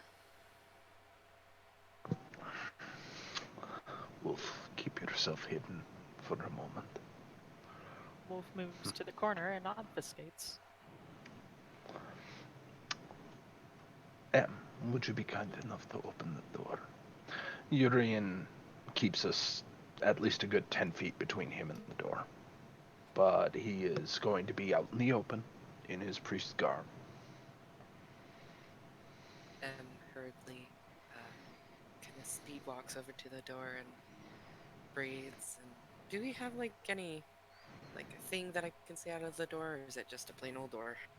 It's a fairly standard door. You can have a peephole or you can have a little window on it, your choice. Let's go peephole. I would like to look through it, please. And you see none other than Baron Delgado at the door. And just starts giggling. It's very it looks like an important fella outside. Mm-hmm. Does she Well, know who it is? I would imagine Just by so. You've met holding him himself? once. Oh yeah, okay. She turns around and kind of looks at you, and it's Delgado. please, then let us not keep him waiting. Okay. And she turns the doorknob and opens it with her head bowed. Sir. He looks at you curiously. Good evening. A warm greetings to you, here Baron Delgado of San Antonio. We So are formal. gracious we are gracious to end up making your acquaintance and to serve hosts near to you this evening. Though we were intended to end up going to see you, surprised to end up seeing you in our little humble abode such as it is. You can see that we were actually just now prepping to come and visit you. If How he appropriate. lowers his head.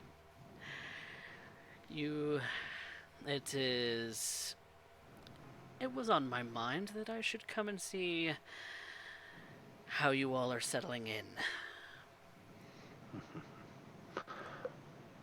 Obviously, it's a big task for you, Urien, Mr. Doyle, to look after these fledglings. Not at all. I take great pride in it. Wolf, please make your presence known and greet the great Baron Delgado. Wolf moves out of the shadows and he bows his head. Then looks back at Delgado. Pleased to meet you. Pleased to meet you. You are a sight. I do apologize. No need. I understand your situation well enough to know. Suffice it to say, Wolf, this is Baron Delgado of San Antonio, and who is our Baron. Remember how I was mentioning the equivalent of wise old landlord situation? This is who we pay to our respect. Landlord must is use definitely modern apt. I must use modern terms with fledglings. All apologies, Delgado. No worries, no worries. I'm becoming quite acquainted with the language of the young.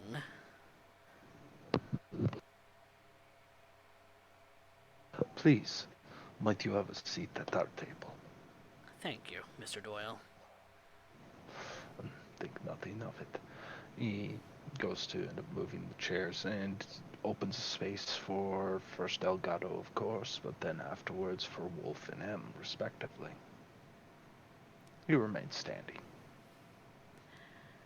How does your little piece of heaven fare? At this point, still situating, but I'm quite impressed with what we've managed to accomplish. Still, it's at this point I am still in the process of teaching Em and Wolf to appreciate the generosity of our Baron, and more importantly, the responsibility that came with said gift. Hmm. They must first master themselves before expecting to be able to lift such burdens off your shoulders. Of course. I keep my watchful eyes. I hope what we've managed to do thus far has pleased you. Even a few decades, we may even have a model of what even you would be able to tolerate. Hmm. I know it's a great burden for you to be out here, so it must be important. Quite. To be fair, this isn't just a social visit. This is a little bit of news. You've looked through your domain for the last 2 weeks. Have you learned anything? At this point, the influx of Kain has been going accordingly, but the crime rate has been increasing. One could assume this has to do with the, well, shall we say, infrastructure and the sorts that we have attracted here. Still, at this point, I am more concerned about quantity than quality at this moment, especially with fledglings. Quite. Sparse feeding is never something that we want to encounter. However, with crime rates being as fluctuating and as high as they have been in the last 10 years, it perturbs me that potentially there is a masquerade breach on your property. Now what? Now I most certainly must be attentive. To what do you end up speaking, Baron Delgado? Word has reached my ears from a fairly reliable source that while your domain is attracting plenty of the kind, it also seems to be attracting poachers. I feel wounded as such that someone would near steal from the two of us. Make your decree, and we shall follow it accordingly. I want the mess cleaned up, of course. I would hate for any of Jameson's people to get involved when it comes to dealing with masquerade breaches. We all know that he's more or less in charge of most of the military in this city. Yes, well, Jameson would end up doing so, I imagine, with quite a heavy hand. Delicacy is what is required. Elegance Of course. is what is wanted. Of course. It shall be a beautiful solution. And the perpetrator? Are they to be brought to you, or is their blood forfeit? As he pauses for a moment.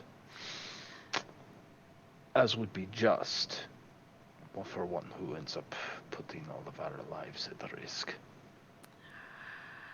I would rather that this perpetrator be brought to me.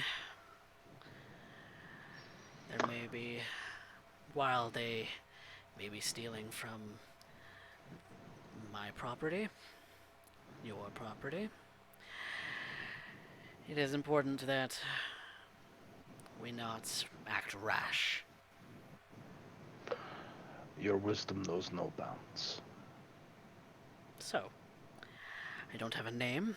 I simply am told they are thin blood. Ah, yes, of course. Young, can't control themselves. Has a bit of a temper, so I hear.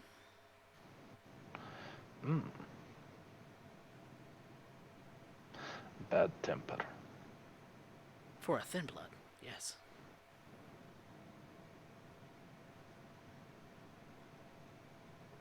Well,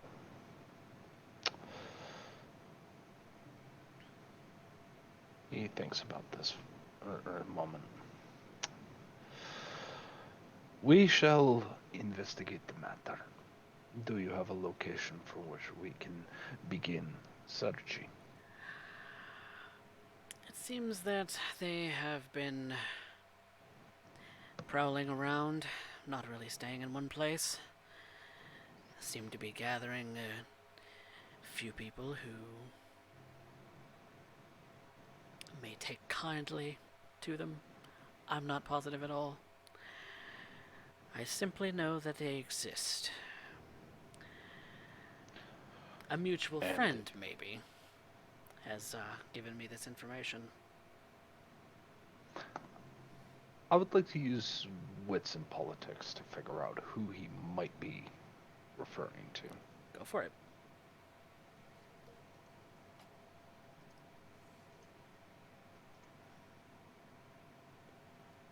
Three successes. You do know several people who would be able to garner that kind of information, most notably the Nosferatu of the city. And your colleague Clovis of the Tremere.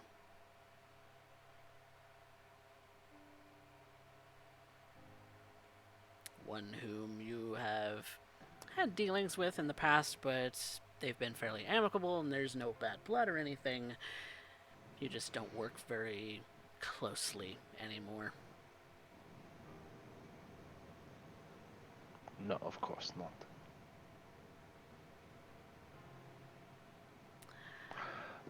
Well, as it is your wish, it shall be done.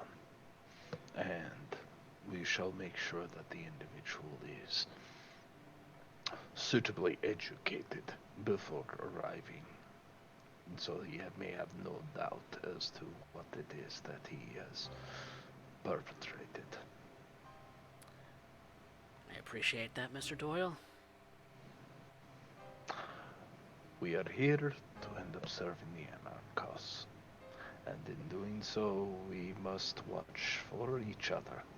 And sometime, I try to be kind, especially to the young, but such recklessness cannot be abated. Even by a kind hand must be turned firm. I would agree. Wolf, if I may be indulged, Baron Delgado, Yes. what do you two make of this situation? Ask your questions, and I will try to educate accordingly.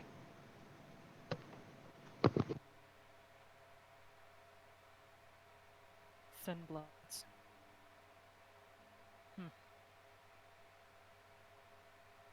Does that imply anything? Are they weaker? Lesser? Somehow? Sorry. There's just not a lot Sire told me of. Hmm. Then your sire created an ill-equipped child. That's another thing to note. Thin bloods are... They seem to be the latest problem that Kindred have been trying to face, in that they skirt that line between mortality and kindred. And by skirting that line, they tend to be rash, tend to be ill-equipped, mostly orphans. Their sires never taking advantage of the fact that they have childer or being responsible for such childer. It's a shame, really. When such children can potentially be useful. Agreed. When it comes to Thin Bloods, the tragedy is twofold. One, rarely are they educated enough to understand what they do, so they risk your existence as well as ours, simply through their own ignorance. It is why I have brought you two under my wing. And while I would love to end up educating and refining all those who come into this domain, the truth is that it takes time and dedication. And sometimes a firm example must be made. But first we find, ours is not to cast judgment. Delgato, Baron Delgato has not ended up assigning a death sentence. He merely wishes this person apprehended, perhaps curb the damage done. And if we can, perhaps we can educate this to our betterment. Wolf, you have seemed oddly silent.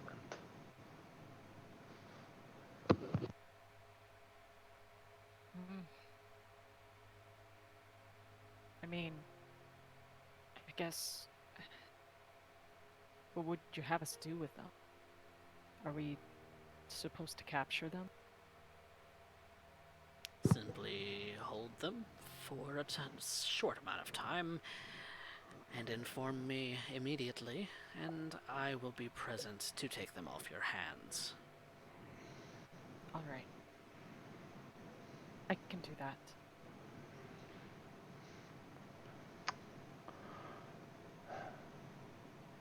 More's the pity.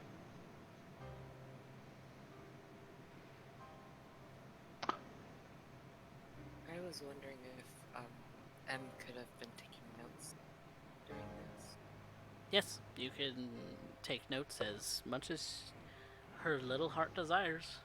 Oh yeah, she's just like writing all this info into a notebook very, very quickly, trying to gather everything. Delgado looks at you and watches you scrawl. Yeah, as does Urien. Kinda. You'll have to end up parting. Much like any other time, I will have her burn the notes once she has committed it to memory. After all, we do not leave traces. That is how this problem might arise for two that are so young. Yes, and with military so very close to all of us, not to mention any other dangers that might be posed, tight lips serve everyone of this city, regardless of how we feel about each other. It is something we all must keep an eye out for, with rumors of FBI involvement.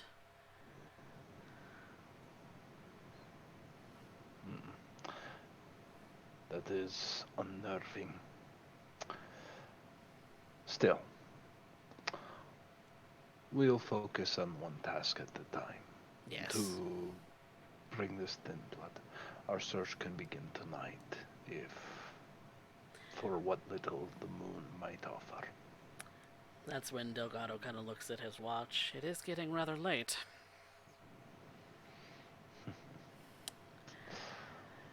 The sun rises earlier and earlier these days. Yes, I imagine so. Still, I must end up inquiring. Is there any... How exactly did this breach happen? What was this breach specifically? Was it a witness of feeding? Was it a particularly vile display of a bloodless corpse in a dumpster? What was the indiscretion specifically? There was a corpse discovered, and the only potential witness that I know of is my source. There could be others, but if it is not quelled, this particular aggressive thin blood will make things much more difficult in this domain, and that is the last thing that I need at this moment. It is the last thing we all need. Yes, and Return to your. Oh, go ahead. please. No. I would not dare speak out of turn. Please. Forgiveness.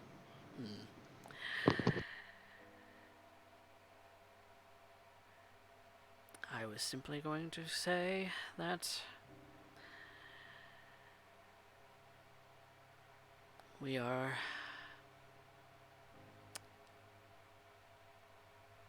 all very vulnerable.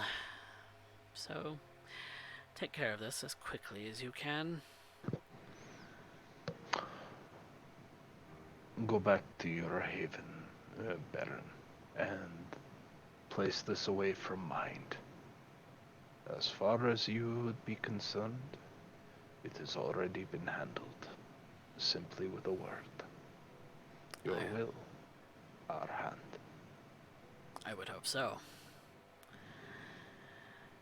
Thank you very much for your hospitality. We refer to ourselves as the host for a reason, Baron Delgado. I hope that that name is not ill-gotten and not ill-earned.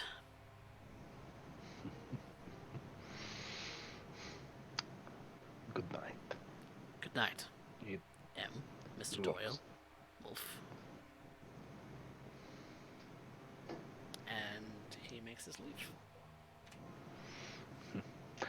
When the Baron's gone, he looks to him. He favors you. I thought he was gonna have my head for a second. He is upset at what you just did, but he favors you. He did not scorn you. He did not demean you. He simply gestured that this would be corrected. I had reassured him, and as he left, he mentioned you first. Well, that's good to hear, I guess. It is the little things, child. Still, these notes you keep writing. It is a risk, a large one, and I feel too large of one.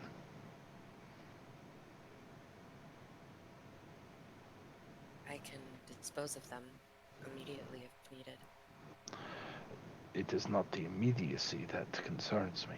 It's the fact that they were created in the first place. I don't think you require so much imagination as to understand why. He places a hand on her head. You will be alright then. But for now, our task ahead, it seems it's time to pay the rent. And Urien. that... Oh, go ahead. Urien, what do you suppose Baron Delgado will do with the thin blood when we give them to him? That entirely depends on the thin blood. To be blunt, the Baron would be wise to execute them quickly. He needs to show that the rules apply to all, and they cannot be bent, not for anyone. He cannot show favoritism one way or the other, whether knowing or unknowing. He needs to place an example to the thin blood population. He needs to make sure that the others all know that if you end up breaking the masquerade in his domain, such as the punishment, even if he does not wish it to be, the other barons will see it as a sign of weakness and move against him. That sign of strength is what he is entrapped with. So he must uphold the law that we have all agreed to. Our only true defense, the masquerade. Is that why he was so concerned about Jameson? Yes. Jameson was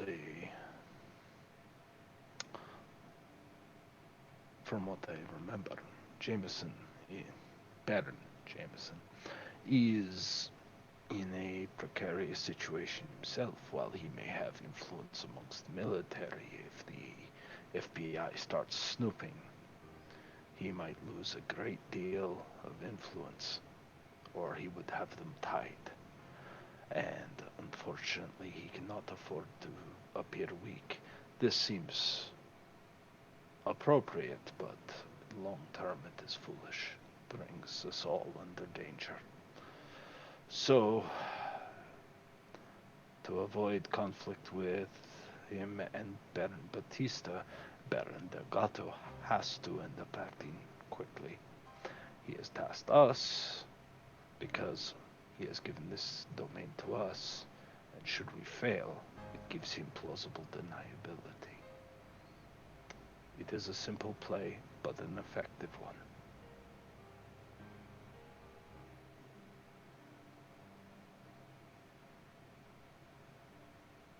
Wolf decides to just sort of scuffle over to the middle of the room, or rather the window, and peers outside to see if he can still see Delgado. Delgado by this point has gotten into his vehicle and it is about to drive off.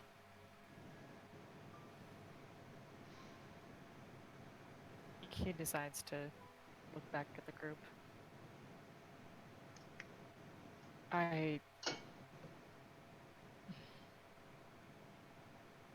want to make a point. I don't want to be out here trying to kill anyone. And that is why he chose his words as he did. Because he did not wish to end up making you executioners. To do so would also make him lose face. He has to at least uphold the appearance of being just. Whether he is or not, we will discover soon enough, I am sure. All right.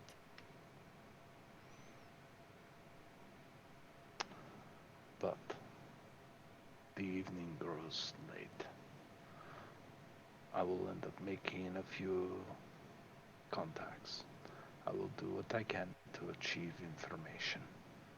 So, tomorrow, we hunt ourselves a thin blood. And we will teach you how to end up doing so. And with that, we will call the session.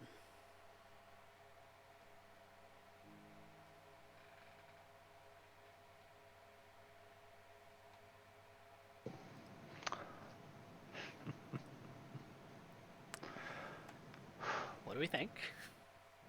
Lord.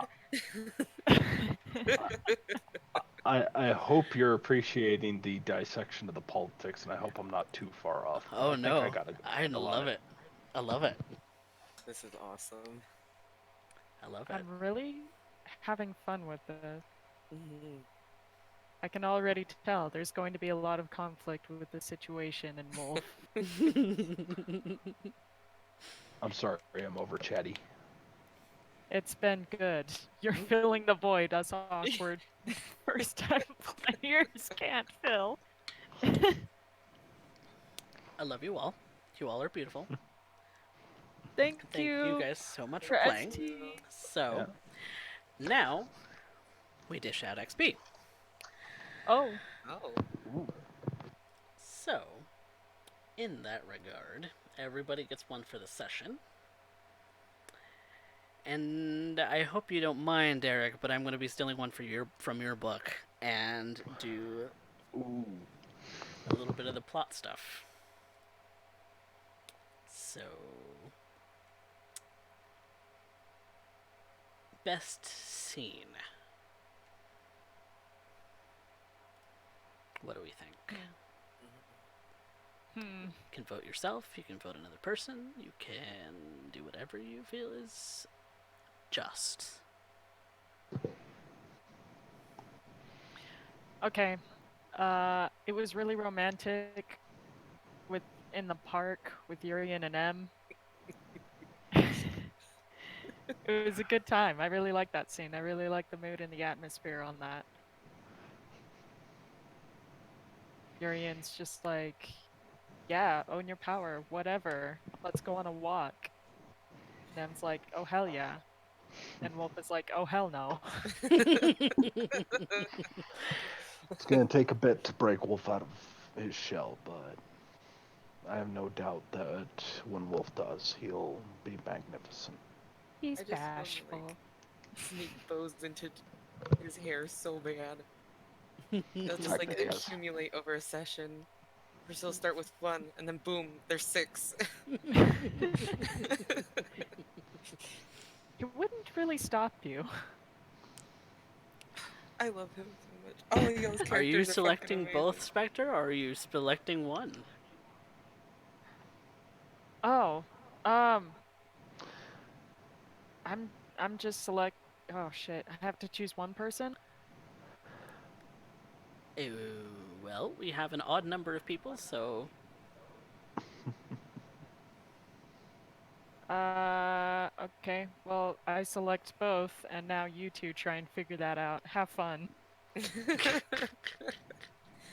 I'll give it to Urien because I feel like he led a lot of the scenes and it was really good because that helped educate the characters, I think. And all of them, all the scenes honestly were pretty great in my opinion. But Was it I at have to least give it to all Urien. helpful to you both? Very. Mm-hmm. Urien, your Um, opinion?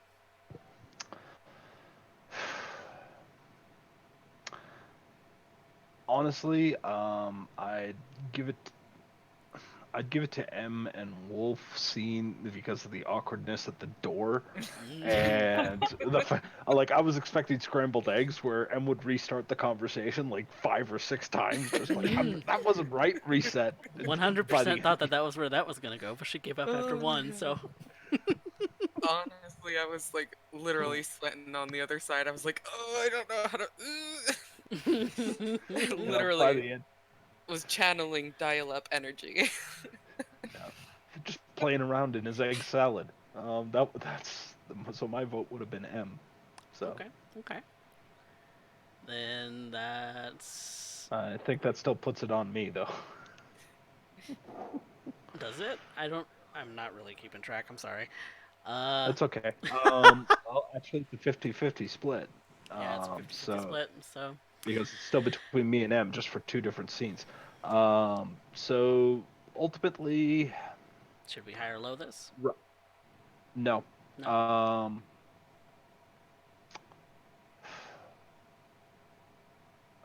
Okay, guys, do you want to high or low this, which both of us get the experience, or none of us gets the experience, or do you want the guarantee? Hmm? I'm good with anything. High or low just sounds fun for the sake of it. Okay, high or low. So right now, just to since he's stealing my rules, basically because we have a split decision, we're gonna between me and M, between me and Muffin, we have to choose high or low.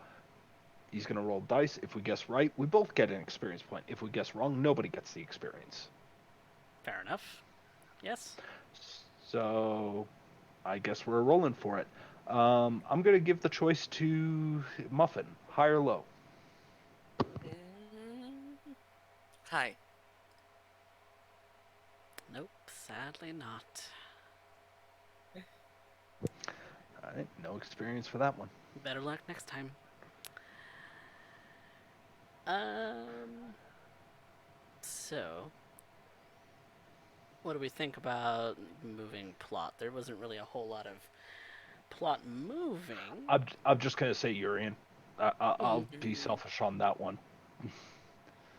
Did most of the investigation, did most of the pushing to end up getting personal plots resolved, and yeah, so I'm just gonna throw my hat in the ring on that one. Facts. I Thanks. agree. Unanimous. Urien, you get an experience point.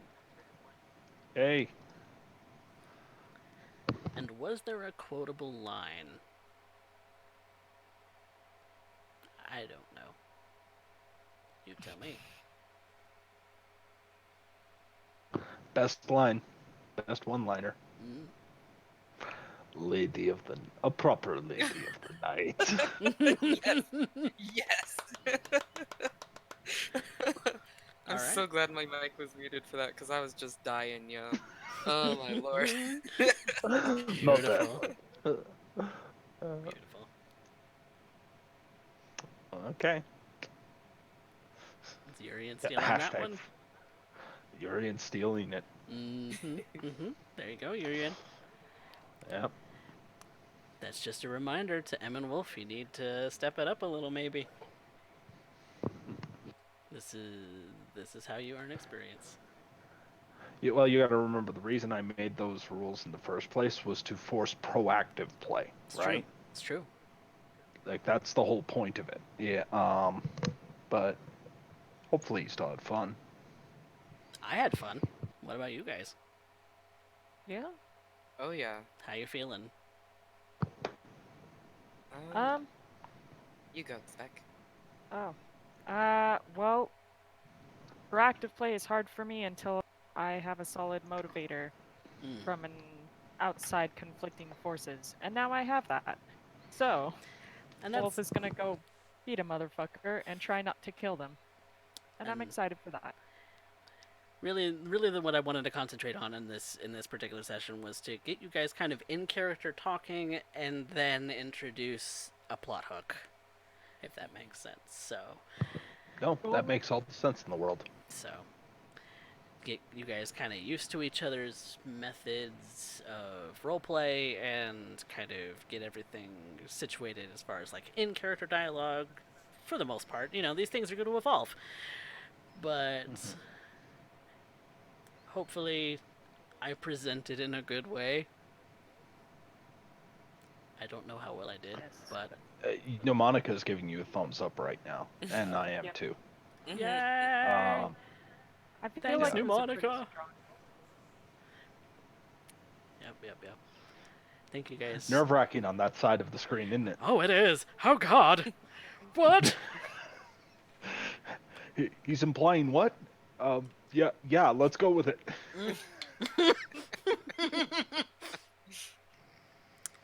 Perfect. Well, But yeah. there we go. There we go. And this is about how Uh, long the show's going to be running from about 9 Mountain Time to midnight Mountain Time. So, with there being 3 players, that gives us 3 hours to flesh out pretty good stuff. So, hopefully, it didn't seem like it dragged its feet. Hopefully, it felt good. Oh, I don't mind if it drags a little bit, as so long as it makes it personal at that part. I'm gotta figure out more ways to drag Wolf into this shit. Yeah. It's Wolf like is. those Um, videos where you have a cat on a leash and it just lays down. I'm trying to do it soft-handed. Don't make me end up. Don't make me steady it up and turn it into a pimp hand. Oh my. Don't eat the dog. Don't eat the dog. I can't make any promises. I can't. Um, but I am definitely motivated to find this thin blood. Mm-hmm. And Oh my god, we just got a raid. Oh my goodness, Oh, Maddie wow. raid with 25 people. Thank you so much, Maddie, for Oh. the raid. Hey I was ho. just about to thank you, Maddie, actually, for your re-upping your subscription to this delightful channel. And thank you so much, Daily, for the follow. So, we just finished up the session, actually. We are now just kind of doing a table talk and kind of gauging where it is that we are. And Wolf is adorable. That's what you Wolf, need to take away from the Wolf session. is adorable, and I love him. Yay. Oh, Sheeps just Sheeps. subscribed. Woohoo. Yay! Thank you, Gaming as usual, for the follow as well. We're getting all Okay. the people. Love all of you. So maybe you should end up letting them know what happened this session. Maddie's asking for a recap and let them know what they can expect next week. So, recap is that our coterie got together for the first time in character. They have been together for about 2 weeks, kind of settling in, kind of getting everything situated, and they decide to do a little bit of investigating on their own, but then decide that they want to go out and hang out as a group. Um, and so they go to a park. They have a little bit of a talk about what it is to be kindred and still want to interact with humans, and a little bit of philosophical stuff. They go to one of Wolf's friends and go to attempt to deliver a message on behalf of Wolf, because Wolf is a Nosferatu and doesn't and cannot directly interact with people aside from like phone calls and things. But To be fair, he can. Problem is, it's a masquerade breach where everybody knows, oh god, monsters exist, and sends them screaming, or into cardiac arrest. Yeah, in a city where the military is right on your doorstep and there's rumors of the FBI getting involved. So they interact with this person to let him know that Wolf, we realize his real name is Dandelion, is on a sort of sabbatical for the most part, and uh, taking leave of everything in San Antonio for a while, according to M, who delivered the message. Kind of got the door slammed on her a little bit. Poor thing. And then they went back to their haven, and the Baron, overseeing their little piece of heaven, has tasked them with tracking down a fairly violent and rogue Thin Blood. And so next session, there is the want to track that particular individual down and deliver them to Baron Delgado.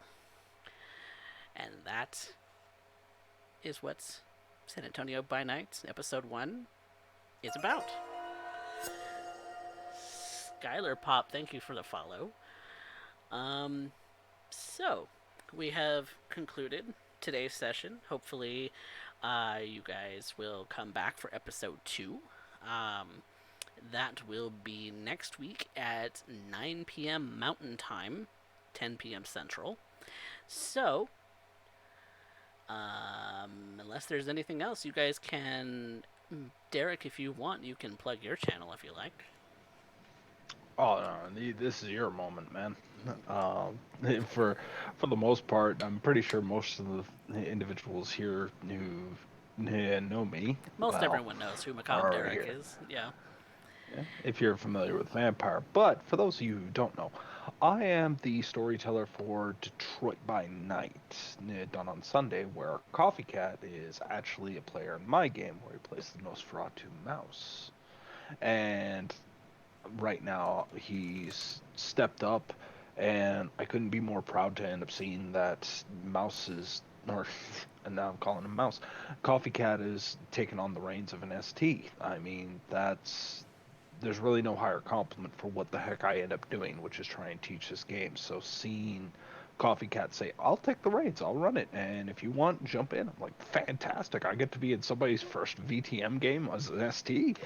You're goddamn right, I want to be involved in this. Hell yeah. I'm glad you're here. I'm glad Spectre Deflector's here, and I'm glad McFluffy Muffin's here. You all are beautiful. Thank Yeah, you. we need to end up giving a Hail Mary on that one.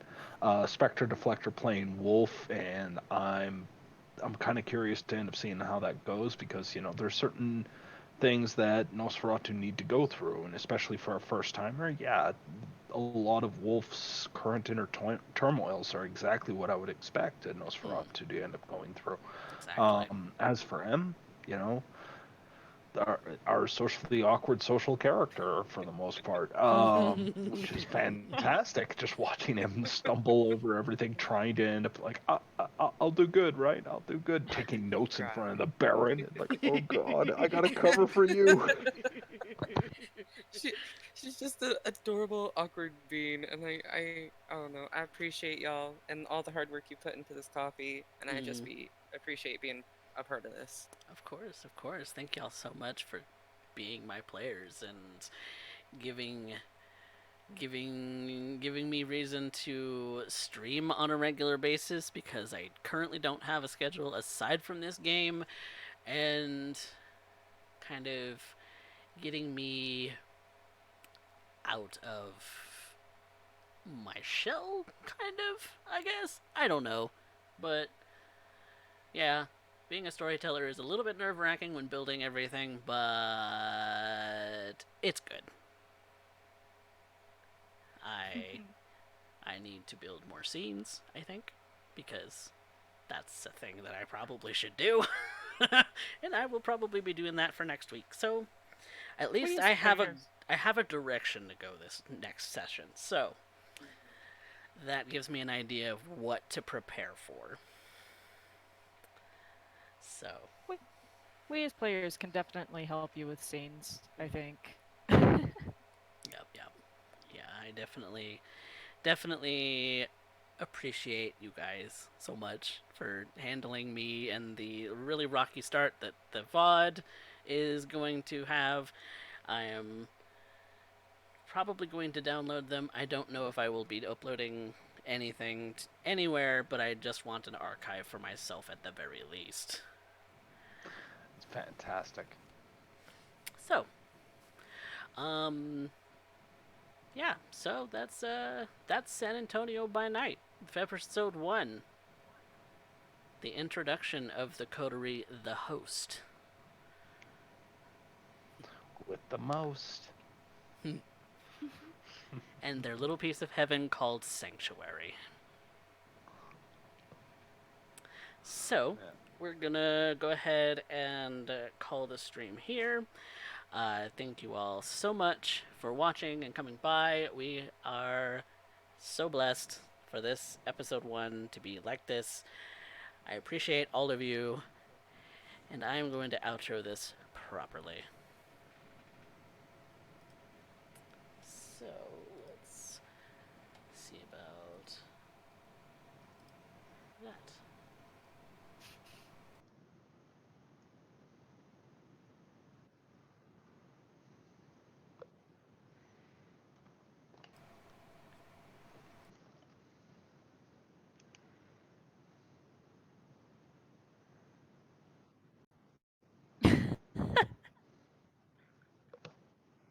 Good night, everybody. Night night. Good night.